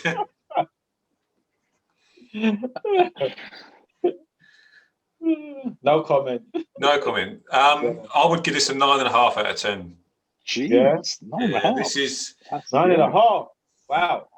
This is the best episode in a way, really? I think, or equal best. Yeah, because I love so many things about it. This is what you've been waiting for, Paul, isn't it? Live action Bo-Katan. I didn't know it until it happened that I wanted it. Yeah. Because I was familiar with the voice, so it had an extra special kind of thing that when she arrived, and the music was so good. Yeah. And they kicked ass when they were doing what they were doing. And she then told the Mandalorian, listen, you're not as important as you think you are. You're just a child of the watch. You're like a religious sect of, or an extremist sect. You like the way she put him in his place, yeah? And at the end, she utters the immortal words, if you're a Star Wars fan, if you go to the fourth planet of blah-de-blah on the forest moon of da-de-da, you will find Ahsoka Tano. And that was like, wow, Ahsoka, finally. So, yeah, that episode had everything. 9.5, yeah? You could have stopped. 9.5. Yeah, you could have. I can't say you could have stopped it right there and it'd been great, but everything else after that was good. But so why not a 10 though, Paul? Why the? I don't think you can get half a point off. You can't get a 10. I don't think. See? I think you leave yourself open. That's why I said there's always that little bit of room for improvement. Yeah, like, there's always that little bit of something that they could have added or done to make it like, oh, that's perfect. But they didn't. So that's why you'll never give it anything. Yeah, but to me, even at the end, it was quite dark because that Imperial guy shoots the pilots, doesn't he? Yeah. Because they don't want to do what he's doing. He contacts Moff Gideon, expecting Moff Gideon to send him help. And Moff Gideon says, well, how much of the ship have they taken over? And he goes, oh, well, almost all of it. And he goes, well, there's no point in sending you any help. And then when Bo-Katan tries to, gets him up against the wall and says, why, where is Moff Gideon? He's got something I want and whatever. Rather than give her any information, he just does a suicide pill. Right. So, yeah, to me, that was a brilliant episode. Totally brilliant. Yeah. I should be changing the posters, shouldn't I, behind me? Episode 4, then. Virtual background.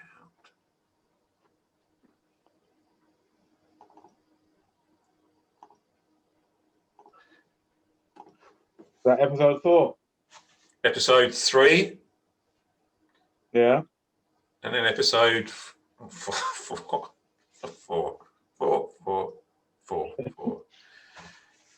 So episode 4, does everyone remember what episode 4 was? Because I struggle to remember. I do now. Now seeing the poster, I do. But before that, I'd forgotten about it. Okay. So at the end of episode 3, there's another funny thing because he gets that Mon Cal with the sweater to repair his ship, doesn't he? Yeah. And he does a piss poor job. Do you remember? With all when the he netting. takes off, bits of it are falling off and stuff like that. Yeah. So he knows he's got to go to Calvus or whatever the planet that Ahsoka's on, but he knows he probably won't make it. So he goes back to Navarro, where that character that you were thinking of, the UFC girl, Cara June, is. Oh, okay. And then Carl Weathers' character. So so he goes there ostensibly to get his ship repaired, doesn't he? Yeah, I remember. Yeah. Mm. And this is a very, if you complain about simple written episodes, this is very simple. Yeah. Again, he has to do something to someone. There weren't a lot of substance to this episode. No. It's hard for me to pick out a really great moment. No, it's quite one of the bland ones, I'd say. Yeah, I think the only bit for me though, because on the surface it seems pretty bland, isn't it? But there's just the slight reveal of the kind of cloning of which you presume is Snoke or the Palpatine, because you get the kind of tease why they're after the child, because of his DNA essentially, to kind of clone. Snoke. You're right. Wrapped up in a pretty bland episode, and on the surface, a formulaic kind of, oh, here we go, another mission. On this barren planet, there just happens to be he was looking a bit Imperial post. But one thing I did like is it seemed like that town was getting a bit more prosperous. Yeah. If you get to the intro of it, there's more people around. There's plants. There's more colour. So now they've got rid of the Bounty Hunter Guild and the Imperials. Good point. And they had that school. Oh, that's right, where they dropped the child off. Yeah. So they were trying to leave the child there, weren't they? But then in the end, they had to take him because they realised that they were being tracked, didn't it? No, they left him there initially, didn't they? But they had to get back. You're right. They had to get back, didn't they? Yeah.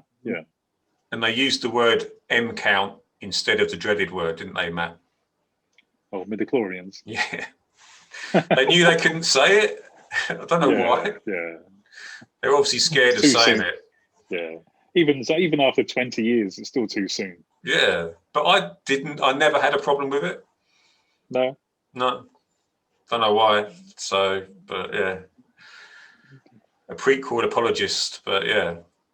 Never had a problem with I it. don't, yeah, I don't know that whole midichlorians. I think you know, on the one hand, it's cool that they're trying to introduce some kind of biology type thing to the Force, and you know, Jedi's etc. having Force-like powers. But in the original trilogy, I think it's so jarring, isn't it? Because it's this mystical force, you know, that. But George did it. It's all George, isn't it?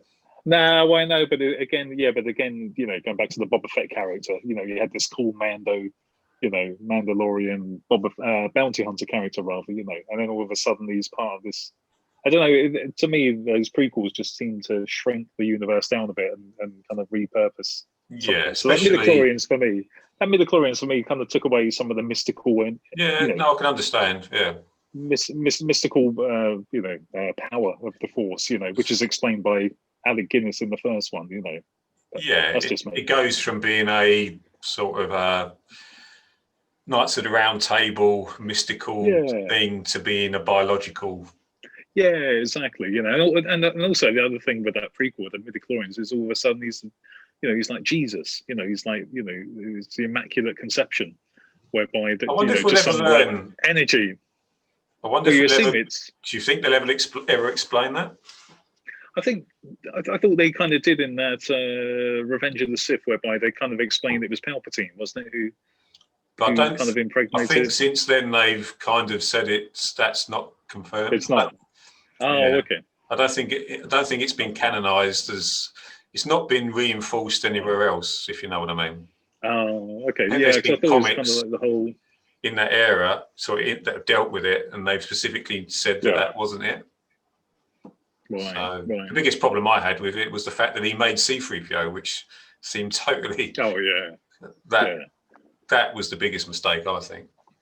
Definitely. Anyway, so this bland episode is so bland that we'll be talking about other stuff. So yeah. So the end. How does it end? It ends with there's a chase scene. Who chase in the canyon? Guess who directed it? Oh, wasn't it Carl Weathers? Yeah. Yeah. Mr. Predator himself. So. Yeah. Yeah, he did a pretty good job actually. So bland with the story, you know, but I thought he made the most of. The action was quite good. Yeah, I thought that chase scene in the canyon was quite cool, and you know, and some of the vehicles as well, you know, because going back to at the end, going back to the toys, that transport thing was like a toy from the 70s, but it was never in the films. I didn't know it was that. Just like a handy. No, but I thought it was nicked from only Rebels. Recognised it. It's in Rebels. Oh, okay. It turns up in Rebels, and I thought, it's a cool link to Rebels. And then someone on Twitter sent me something where you got a Kenner toy from the 70s. Oh, wow. That's it. It's the same as that. Jesus. Yeah. So, G, can you sum it up in 2 words or 3 words? 2 words, pretty boring or acceptable? Okay. Not even that. Bad. Bad. Not bad. Not bad. I think said bad. You can't have an episode of The No. Mandalorian that's bad. That's unheard of. No. I said not bad. Not bad. As I said, it wasn't one of my most exciting ones. So 6 out of 10. Do you think? No, I give it about 5.5. Oh man, I can't go 6.5. That's too low. You have to buck the trend there. Max, can you sum it up in a couple of words? Couple of words. Yeah, I think. Although on the surface formulaic, I think it had a couple of good bits of episode building, you know, story building within it, and I like the kind of subtle reveal of the cloning, you know. Yeah, exactly. Although it was a kind of like, you know, apparently Snoke's music plays. Oh, was it? Oh, okay, I didn't pick up on that. Only a little bit. So the music from The Force Awakens, from when he first is on the throne or his hologram, that music plays slightly in the background. Right. Okay. Yeah, but I thought overall it's probably the worst episode of an admittedly really good season. So probably 7. I don't know. So 7.5, I'd say 7.5, because I did like elements of it. I like the chase. The trees was well done. The trees? The chase. Oh, the chase, sorry. The chase, yeah, the chase through the canyon. No, I thought you meant the trees at the beginning because Navarro's looking a bit more spruce and there were some potted plants. I thought that's what he was saying. What? Trees? No. Oh, did anyone see the statue of IG 11? Oh no, I didn't see that. No. Oh. No, I missed that as well. Gee, I'm not surprised you didn't notice it. Why? Why say well, like you that? forgot. Well, the previous episode, you can't even remember anything about it. So you know. And what would I give it? Yeah, it's weird, isn't it? Because I was saying that I thought the worst episode was episode 1, but I've forgotten about this episode because there's not a lot of humour in it. The action's okay. Yeah. It propels the story along a little bit, like Matt says, because you find out a bit more about why they want the child. So yeah, I'll probably give this episode probably about 7.5. So I have to take it back. This is probably, in a way, my least favourite episode. Yeah, because you gave the other one a higher mark. I said episode 1's an 8 because episode 1. I thought episode 1 was good. Yeah, I just didn't like. I thought there could have been, because really the only kind of baddie in episode 1 was the dragon, wasn't it? They were all fighting against the dragon, and I think the dragon. I had issues with the way they portrayed the dragon a bit because, not that I wanted it to breathe fire, but when you've got kids that are vomiting every other day and then you see a dragon that's doing the same thing, it's not so good. No. It just reminded me too much of, home, really. So, having said that, does Baby Yoda throw up in this episode? Is this a test? Are we being tested here? Yeah. Can you remember? I think he does, doesn't he? Yeah, at the end because this is the best episode of the Razor Crest fighting, I think. Okay. So he goes up and he comes down and he shoots the TIE pilot. And I think Baby Yoda throws up because he's been going round and around spinning. I don't know. Oh, okay. Right. Anyway, so episode 5. It's changed. This is the. Can anyone remember episode 5? I'm trying to pronounce her name now. This is her episode, isn't it? Yeah.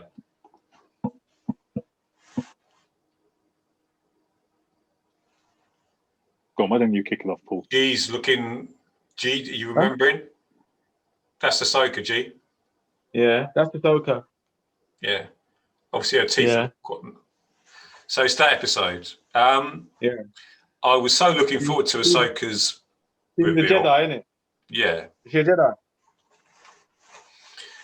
And I was kind of let down because they didn't do it in the way I thought they were going to do it. Because you went into the episode completely cold, and there she was straight away. So you remember, there's no build up to her character. It's just in. No, she's there from the beginning, isn't she? Really? Yeah, it's very mysterious. She's in the forest. You didn't like the fact that she just came boom straight in? No, I didn't. Oh, not really, because it felt there was such a big build up to it. You kind of. You know how Bo-Katan was introduced? Yeah. So she came in to save Mandalorian and whatever. And I thought that was brilliant. And then I don't know what I was expecting them to do with Ahsoka, but I thought it would have been a bit more dramatic, as in she shows up to save someone. So yeah, it was kind of not what I expected. And I had to watch it a couple of times to get used to that. Yeah, everything else about the episode was pretty damn good. Yeah, at the beginning you kind of fall into thinking that she's kind of like terrorizing the town, don't you? Really, that they've. I didn't know what to think. Fortress. Yeah, I was just like in shock because I thought she's there. It's her. What? Yeah. What? Why? So, how can this be? Again, to someone who's not really familiar with the the animation, etc. although I was aware of the character, you just think, that this fortified town or city, they're kind of keeping her out for a reason, but in reality, as You thought she might have gone rogue. Yeah, but as the episode goes on, you realise that actually she's trying to get to the governess or whatever the character's called, and as the end reveal, she's after this character to try and find presumably whatever the other character's name is from Rebels, the Jedi. Who's the kid in Jedi? Sorry, not the kid in the Rebel. The kid in Rebels, who's the Jedi? Oh, Ezra. Yeah. It does a pretty cool job of kind of tying up all of these, again, all of the different types of Star Wars in the part of the expanded universe, But yeah, so I suppose for me, because I didn't really have much in the way of understanding of her character, it kind of worked okay. It didn't make any difference. Yeah, it worked pretty cool. I think I was more taken aback thinking, oh, is that Michael Biehn who's up on the bench? I know he looked. He looked old, didn't he? Yeah, it didn't look good, but for me though, I thought it worked pretty well as an intro. Because I was there thinking, oh, maybe she's a bit of a rogue type character, but in reality, she's not. I like the way she rolled up on character on that personally. I did after a while. I had to get used to it. I thought her how can I say, her presence was quite like boom. I like that. Just very strong. She's powerful. Yeah, for you. You like a powerful woman, G? Yeah, I do like. Who doesn't? Who doesn't? Yeah. You definitely do, Paul. We know that.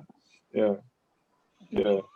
I think for you, Paul, because you've got more in depth of the character, you wanted a more of a build up for it. But for me, I don't really know much about her character, but I just thought the way she came on set was cool. Also, because I was kind of aware of how she was going to look, in as much as that would be a lot of pressure on the filmmakers to try to capture. I think you expect too much. That's your thing. You got What I thought I thought maybe they wouldn't have her at the beginning, and they would have her come in halfway through, so it didn't have to show too much of her because they'd be worried about how she looked. Right. Because I know. Do you think they're kind of doing that at the beginning though? Because she's in shadow, isn't she? Really, at the beginning, you don't really see her. No, I thought it was very ballsy because they obviously had done the tests. They knew that she was perfect for what they wanted, so they had no trouble with showing her the whole way through, doing all the tricks, doing all the jumps and stuff like that. I knew that they were thinking of giving her her own series. Right. So I knew that was a possibility, and I knew that they would probably use that episode as a test to see how people reacted to it. Like a new Spider-Man or a new Superman or whatever, but they're in the fortunate position that they can have her appear in one episode of this other series. If everyone says, she was brilliant, then they haven't got a problem. If they say, no, it didn't work, they haven't really lost anything. So that's why I thought it would be like the last half of the episode and she'd come in and it'd be all action, and then she might say a few words and then sort of leave. But give them credit, they were very happy with what they saw and they just went for it. Yeah. She carried the whole episode, isn't it? Yeah, definitely. Yeah, she was the main focus, wasn't she, rather than Mando in that episode. And that's the first time that's happened as well. Yeah, good point. Out of all of them. Good insight. Good insight, Paul. This is the content we're here for. On notes, and that's cool. And the other thing that was kind of weird at the first was that other girl with the rod of Beskar. Oh yeah. Yeah, the governess or whatever her name is. How was she able to go toe to toe with Ahsoka? Which I didn't understand at the beginning, but I kind of understood it after. So that was kind of something which I wasn't sure about.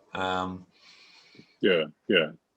And is she some kind of acolyte of She Thrawn is, you're gonna have to watch the Clone Wars, Matt, and yeah. she's from Because the it's planet. hinted, isn't it, that she's From the planet Dathomir, right. which probably won't mean anything, but there's false witches on that planet. Oh, okay. So she's a witch, is she? She lives on the same planet as where Darth Maul comes from. Oh, really? Okay. Yeah. Oh. Although she's not of that species, she is on that planet. No, yeah, I don't know whether she is, if she's got any false powers or anything like that. She just might be very good at fighting. I showed the episode to my brother because he came round at Christmas and we watched it all, and he went, "Wow, it's her." So apparently she's Bruce Lee's. She's related to Bruce Lee or something. Oh, Real is she? life. Okay. All right. Or she's the daughter of the guy that used to train with Bruce Lee or something like that. Yeah. Right. So apparently. Anyway, let's go to G. So what do you think of the episode, and what were your marks out of 10? I'll give it, I thought it was a very good episode. Found it very riveting. I like the action, because it was nice to see a bit of up tempo with the action. So for that, I give it a 8.5. It's your top score. Yeah, 8.5. 8.5. That's almost for you. That's almost a 10. That's a 9.5 in reality. For anyone else, isn't it? That's a 9.5. I think. Yeah. Anything you didn't like about it? Michael not Biehn dying too easily. Pretty stupid, wasn't it? Trying to outdraw the Mandalorian, and he's got Beskar armor on. Yeah. In reality, Mm-hmm. Matt. Yeah, no, I thought it was a great episode. I thought I liked the introduction of the character. Like I said, I didn't know a huge amount about it. And I thought I'd like the. Sorry. No, I was to say, is G worried about someone spotting it coming in, walking in onto him, doing a Star Wars podcast? He keeps looking around. I know my brother's turning up soon. That's is why. he? So, yeah. We can change it up, G. What do you want to change it up to? We can pretend we're talking about something else. Yeah. I'm not ashamed. No, sorry, Matt. Sorry, I was interrupting. Sorry, mate.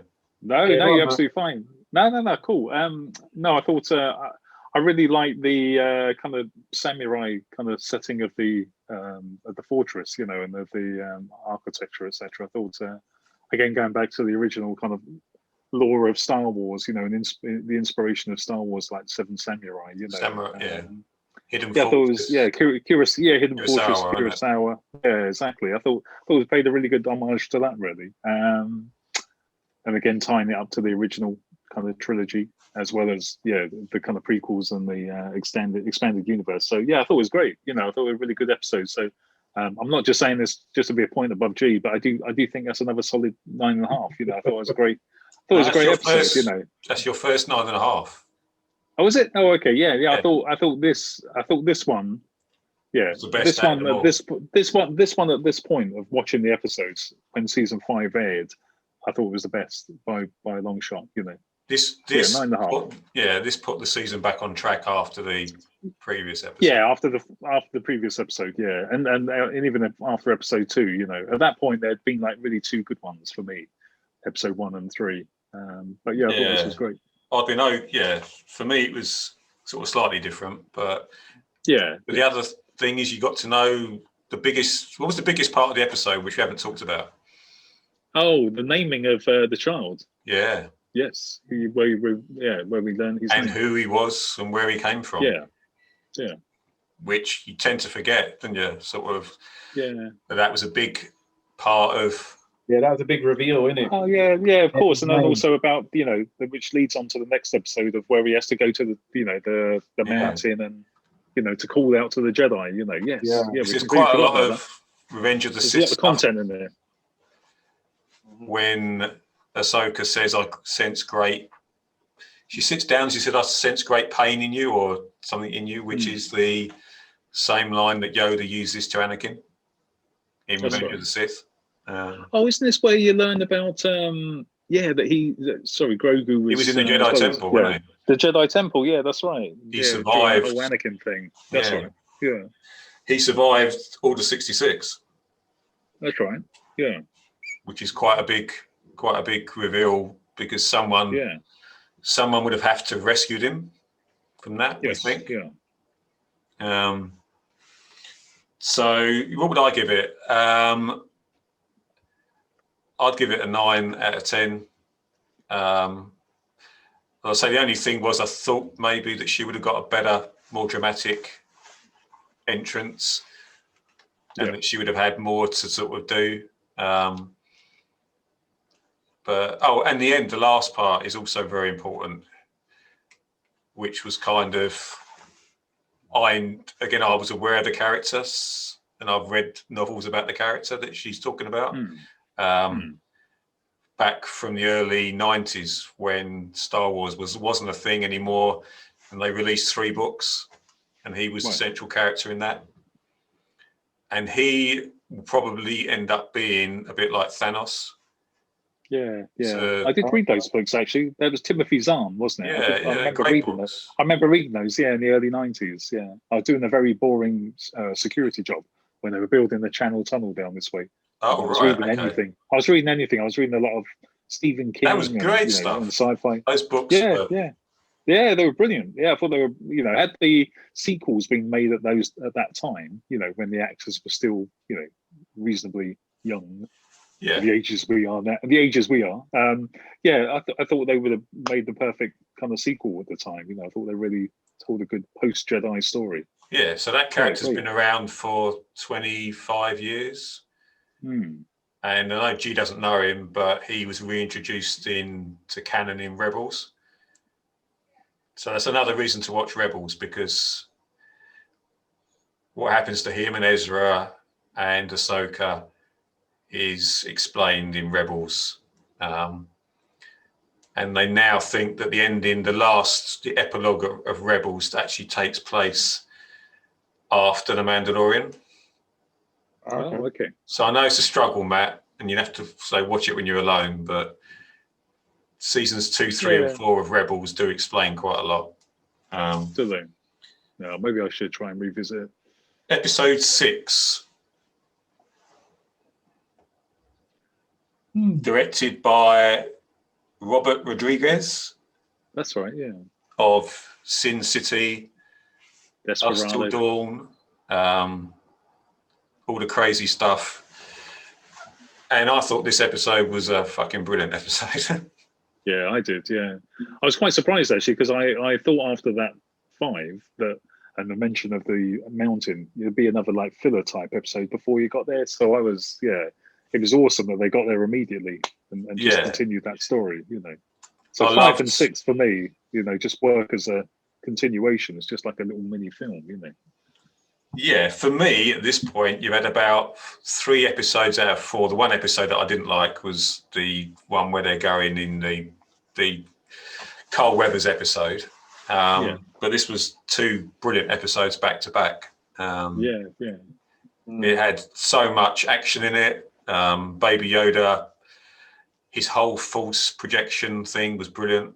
But the star of the show was, for anyone, and I was not a big fan of this character. Oh, really? Oh, man, I loved him. Yeah. No, I mean, up until now, because of what they did in The Mandalorian,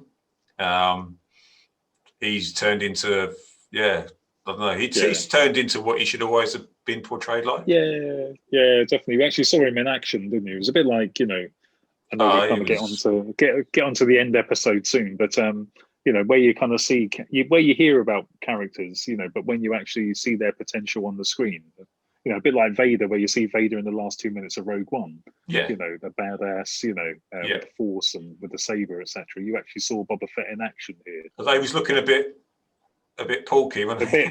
A bit Gina Carano, a bit thick, as the kids say. Yeah, a bit thick.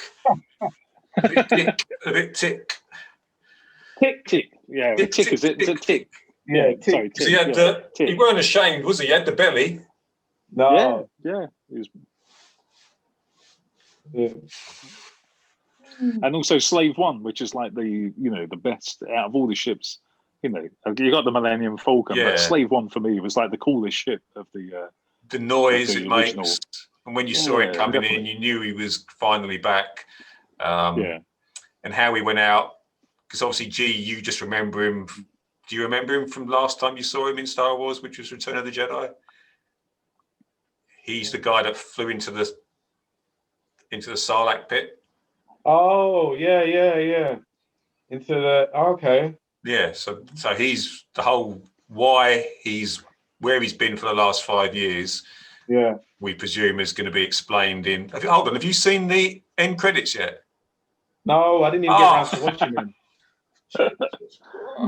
What? I will. G-Man. I will. So G-Man. That the end credits on the last episode? Are you talking? Only the last episode. Yeah.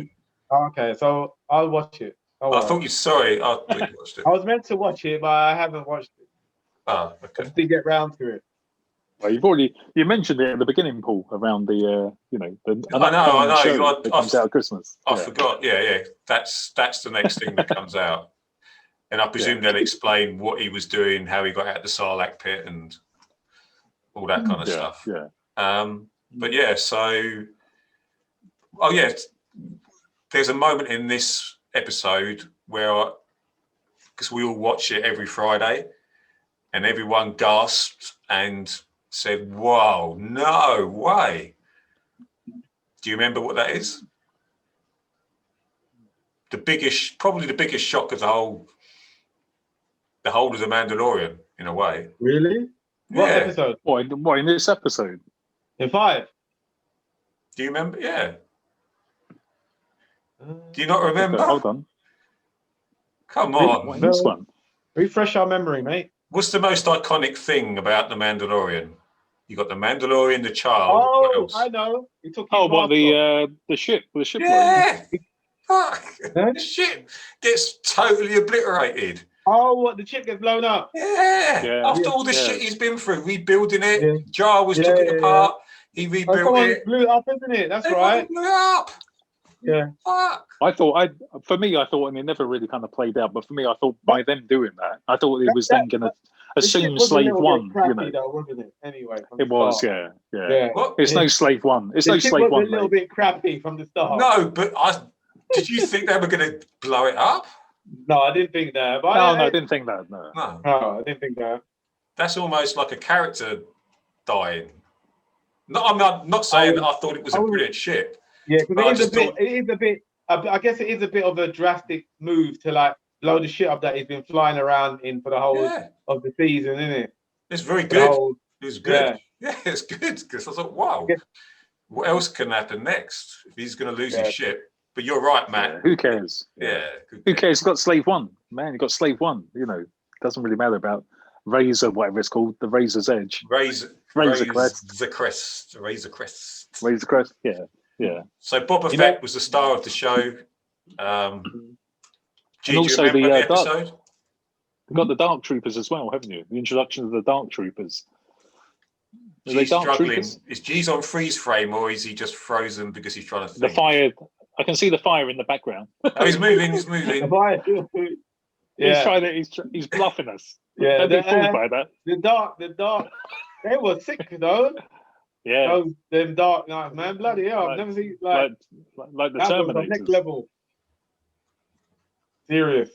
And what does Boba Fett say when he he goes, what does he do?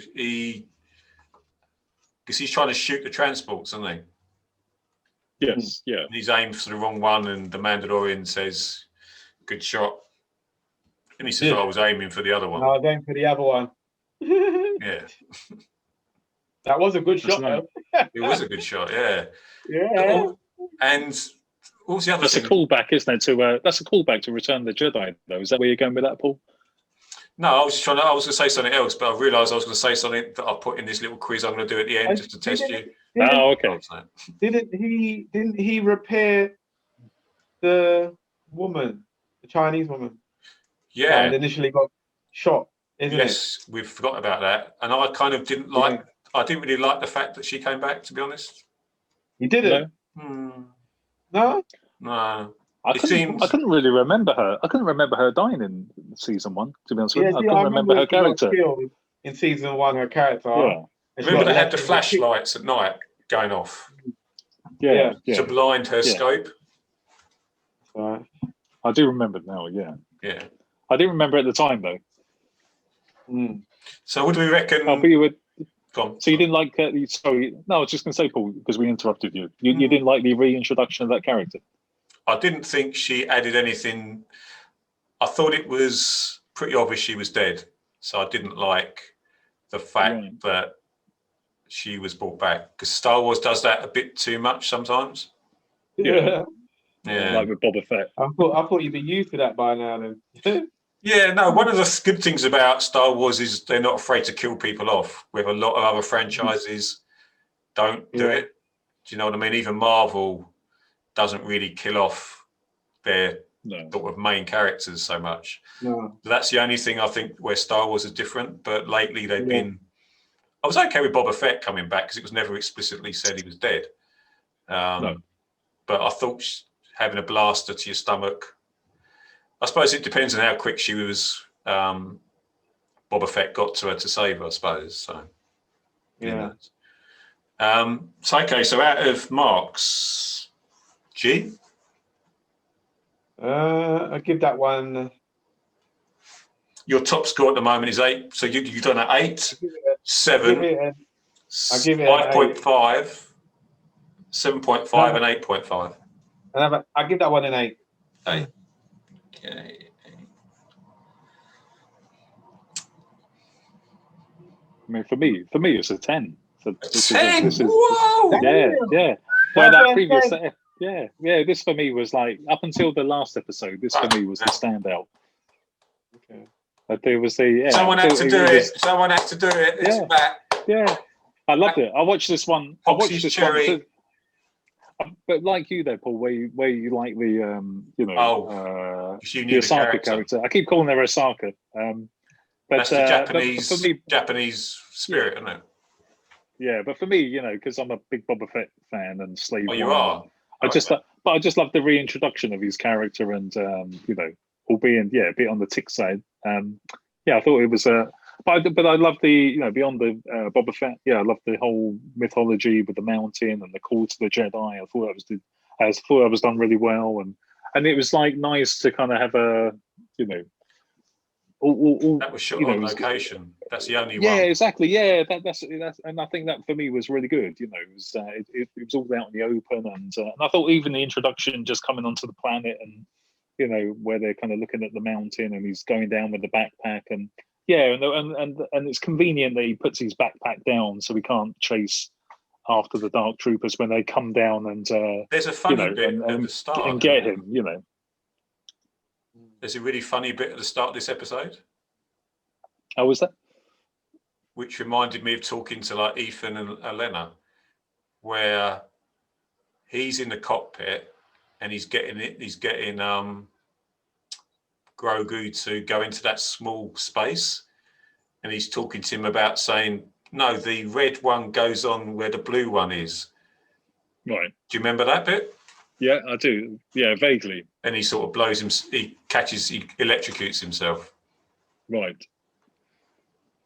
It wasn't that funny, I suppose. No, it wasn't. We can move on. We can move on swiftly to G's. What were you saying? I'm going to wrap this up soon. We've been on there for like 2 hours, sorry.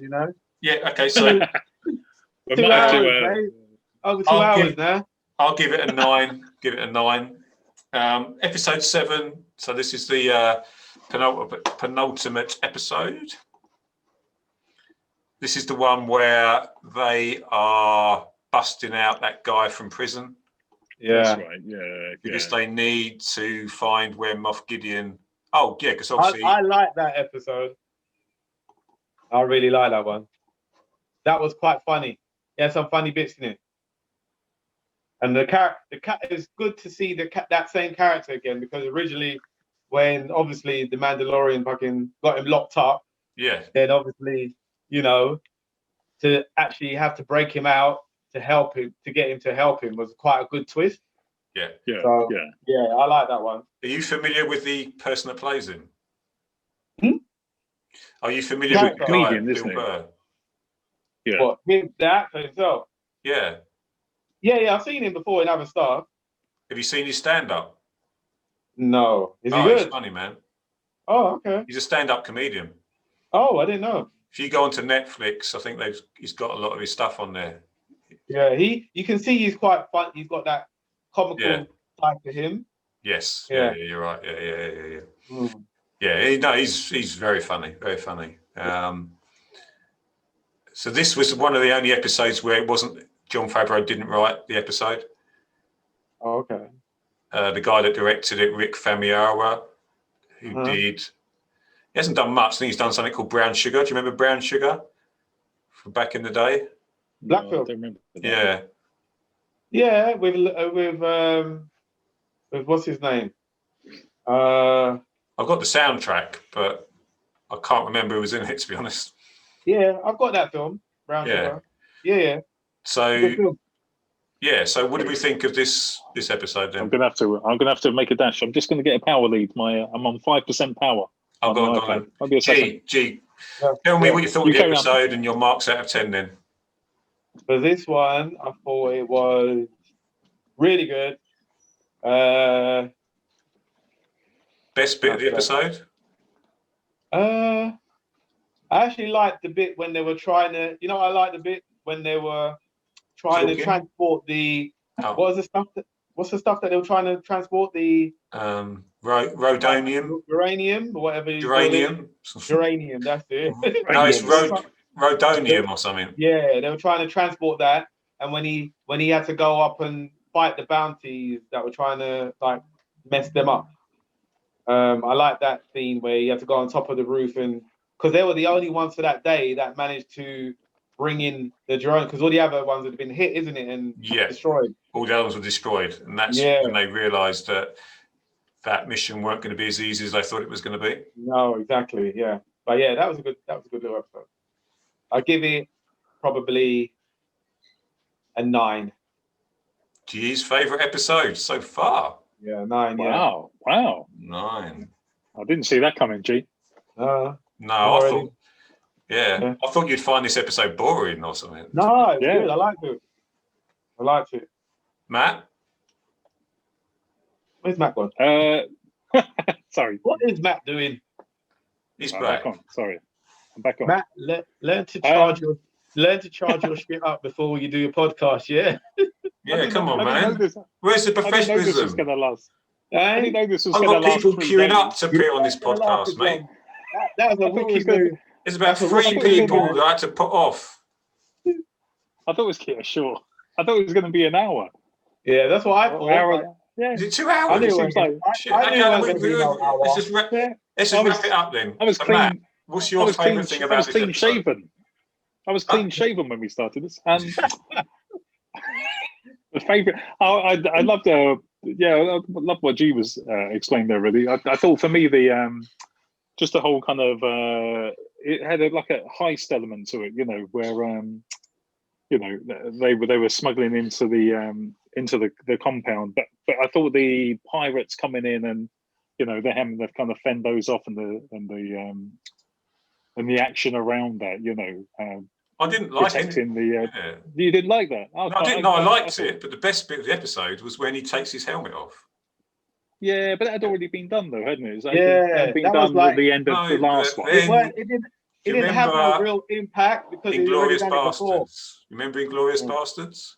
Yeah. I don't remember they him sit in downstairs and they have whiskey and drinks with. Yeah. And the German officer comes in and sort of like, butts into their sort of like conversation, and he talks, and you wonder when he's going to give the game away and how he's going to give the game away.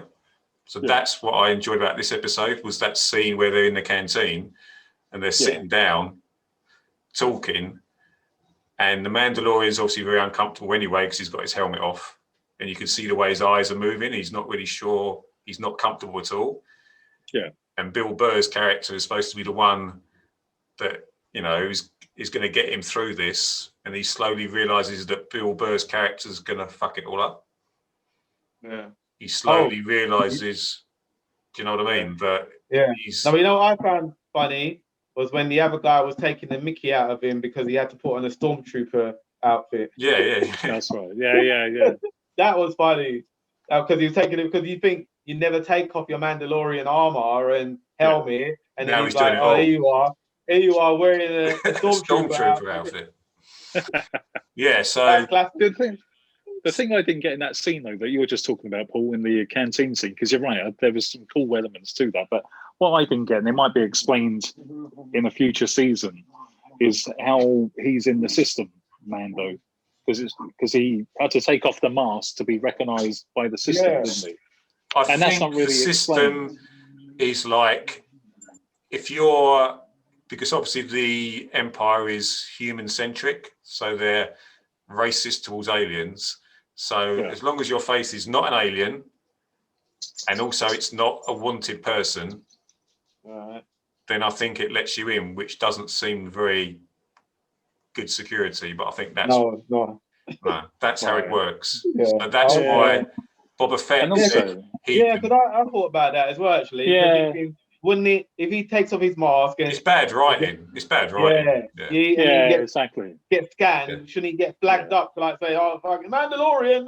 Yeah, you know? exactly. Yeah. And maybe I don't know. It might that to me. Yeah, it probably is just bad writing, but also just the convenience of one of those things, and it's probably budget restrictions. Like ATM. Well, why would it be in the canteen? Why would it be in the canteen? Yeah, exactly. Yeah, it looked like he was like trying to draw out some cash. Isn't it? Yeah. It did look like It's the most important, one of the most important sort of things, and it's in the freaking canteen. It must have been the toilet. Yeah. You know, we can get to this easy. Yeah. Yes. I mean, for me, that episode kind of fell apart a bit at that point. You know, I thought it was really good on the run up. Oh, yeah, it was good. It was good on the run up to that. You know, and it was good for being a little bit different and a little bit humorous. You know. I see Boba Fett struggled to... No, not Boba Fett. What's it about? That Bill Burr's character struggled a bit with the running across the roof. I don't know if you noticed that, but he looked like he was struggling when he had to run across the roof to jump onto Slave One. Yeah, it wasn't a pretty sight.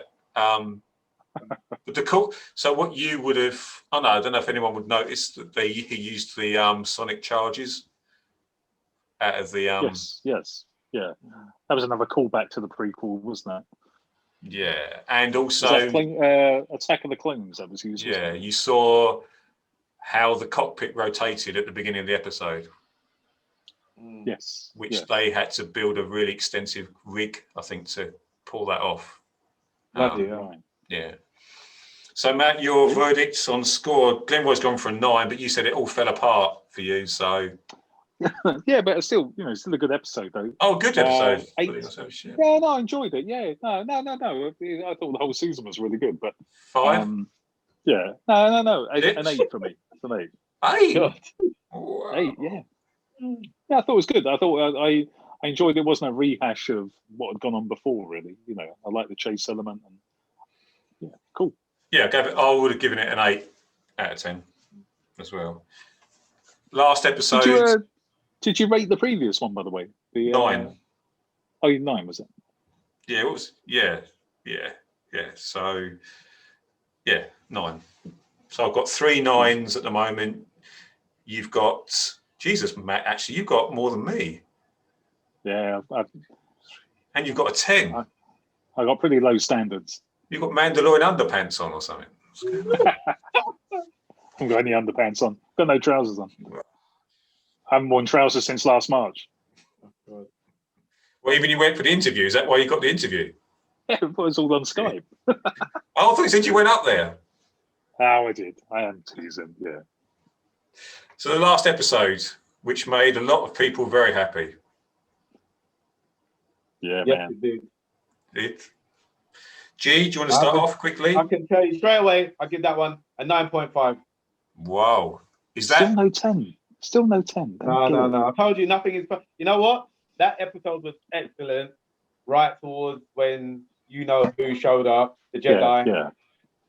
And I love the fact that he looked very, very lot like Luke Skywalker, but a younger version. Did you notice that? Yeah. Yeah. And then to top it off, the only thing why I didn't give it that extra 5 to make it a 10 is because I felt that the music wasn't dramatic enough for when he came on board the ship. It needed to be, they needed to give him a bit more, because come on, this is a proper Jedi. The way he rolled up was excellent. The way he dealt with, dealing with them, throwing the Force about was excellent. Did you know it was going to be him? No, I didn't know it was going to be. I didn't know who it was going to be. I had no idea. I thought it was Ahsoka again, because you see it on the black and white screen, don't you? Mm-hmm. And I didn't realise it was him. Yeah. What, in the X-Wing? I think, would she show up in the X-Wing though, Paul? No, but I just didn't think they were going to do Luke. So I assumed somehow she got hold of an X-Wing and that she was still in contact with someone, and because you saw it on the security screens first and it was just black and white. Right. Yeah. And because she was pretty much, her lightsabers are white as well, aren't they? So yeah. So I was, but I thought, like G said, that there should have been. It was kind of low key in a way. Yeah, it was like it's like he's just going down the corner, weird, wasn't it? Corner shop to Sainsbury's. Yeah. To get some Stellas. You know what I mean? He should have been like more oomph to it, more impact, and just because that was the last episode for the season. The first time we're seeing a proper Jedi. Yeah.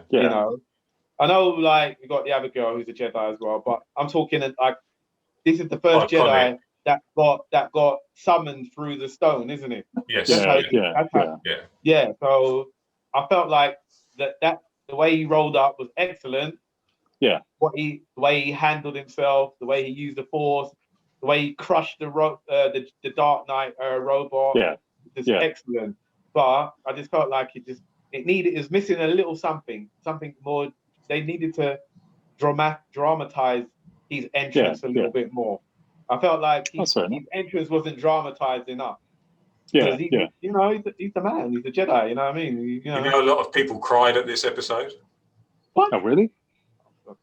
Well, I think that's why a lot of people are upset about The Last Jedi, weren't they? You didn't really the disservice to Luke, really, the Luke character. So I suppose this, in some way, this was giving all the fanboys what they wanted, really. Yeah. Seeing Luke in his prime, and because it was a nice.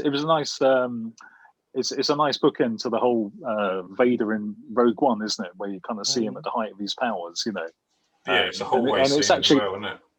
And going back to G's point there, I think that's what they were trying to deliberately do, weren't they? Was trying to make it kind of like a mirror image of that Rogue One end scene, And I don't know. That to me is kind of what I think they were trying to do. Yeah, but there was a lot of other good stuff in the thing at the beginning. The Mandalorians fighting, taking the piss out of each other. Yeah, definitely. Yeah, that's right. Yeah, it was a bit like a Dirty Dozen type. It was kind of that's where it was all building up to, wasn't it? Like a team up, getting the crew together take on Gideon. Yeah, and then having the badass Luke show up at the end was just like pretty perfect. Cherry on top, wasn't it?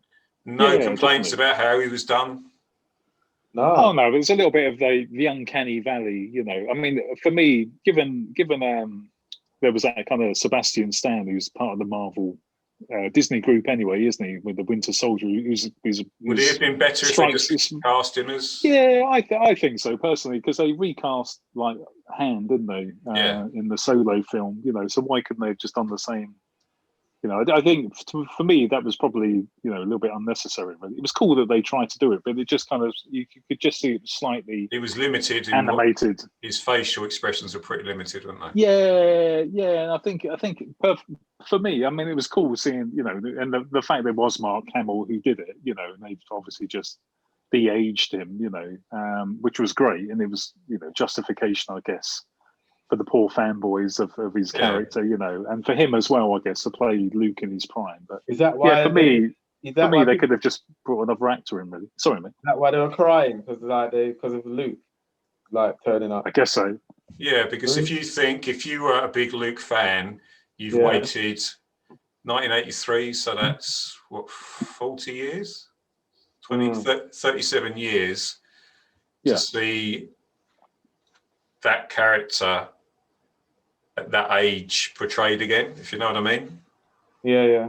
So it's like 5 years after Return of the Jedi, so he's still, because they skipped, so the next time you really see Luke is when he's an old man and he's pissed off and everything like that. Yeah. So scores, Matt, a 10? Somewhere. Yeah. Matt, a 10? Oh, who for me? Thanks. See, I'm trying to hurry it up because I can feel pressure. Oh, sorry. I'm hiding from children, so I'm quite content. I can go on all night. Yeah, I mean, for me, 9.5. I was almost going to go for a 10, but then I remembered about CGI Luke, and you're right, G, about they could have probably zoomed it up a bit more, with his reveal, Yeah, definitely. That's what I was expecting it to be like more of a like really like just they didn't wow me enough, of his entrance in sense. Yeah, the way he was very emotional at the end, wasn't it? Sorry. Yeah. It was very emotional at the end when he took Grogu. Yeah, it was. Definitely. Yeah. And Mando takes his helmet off. Did you start crying then, G? No. So it's been done to death now. They've done it too many times now, taking his helmet off. Yeah. Yeah, I'd give it a 9. So in a weird way, I had issues with it, but and I thought the droids were a bit too easy to kill. Yeah, exactly. There wasn't much tension, and I thought Moff Gideon was going to put up a better fight. Yeah, even that. He was a bit easy at the end of this, like boxing the side. Yeah, it was a good fight. Moff Gideon. Slap. Yeah, it was a violent fight. It was good. Yeah, but but that's the other thing, setting up for season 3, I guess, isn't it? With regards to the reveal around the Darksaber, the Darksaber. That they're going to have a fight, aren't they? The two of them. Yeah. You can't just hand this over. No, that's right. Yeah. Although if you watch Rebels, we'd have known that. Okay. There's something in there. All right. Maybe by next season, even G would have watched some cards. G, you're home alone sometimes, man. Yeah. Yeah, you got no, should be getting down on the cartoons, man. If you just watch those last 4 episodes of season 7 of the Clone Wars, then that hopefully will whet your appetite because the quality of it is really good. Okay. Right, guys, do you want to do a quiz or do you want to leave it for there? I'm ready to leave it there, actually, because I've got to shoot. Okay. It's been 2 hours, 2.5 hours. Jesus. Yeah. I know. I don't believe it. Yeah. That's what I'm saying. Like, you don't realise how time it goes really quick. Yeah. Started at 4. It's like 2. It's 6:30 now. I know. Yeah. Hopefully you've got a good 15 minutes of content there, Paul. You can edit it down. 5 minutes, I reckon. No, it's been great. It's been great to talk about it anyway. Yeah. It's good. You guys as well, though. Yeah, you too, G. Yeah. It was long overdue. Yeah, long overdue. Anyone been watching WandaVision? Yeah, no, I've been watching it. WandaVision. Have you been watching that, G? WandaVision, what's that? The Marvel thing. Have you know? Nah. G hasn't got Disney Plus, have you? No.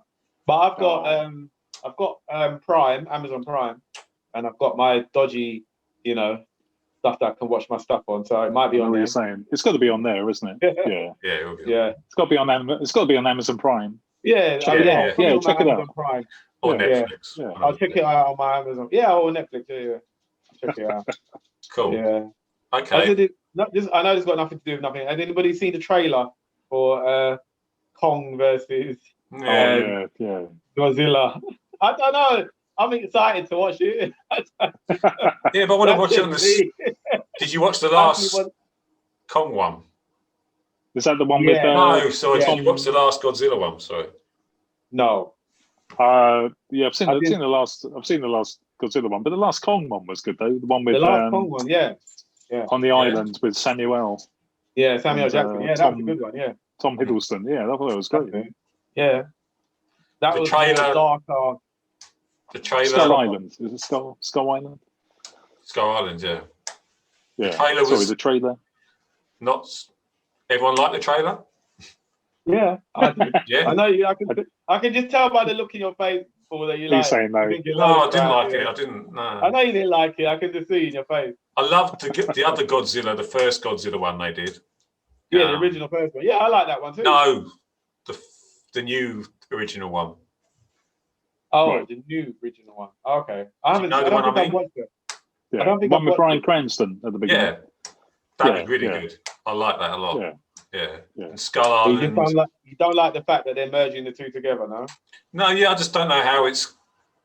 Because to don't me, know it's like how- they're doing like an Alien versus Predator, Yeah. but with a Kong versus, Godzilla. They're both good guys, aren't Yeah. they? So how are they going to Not do it? really, no.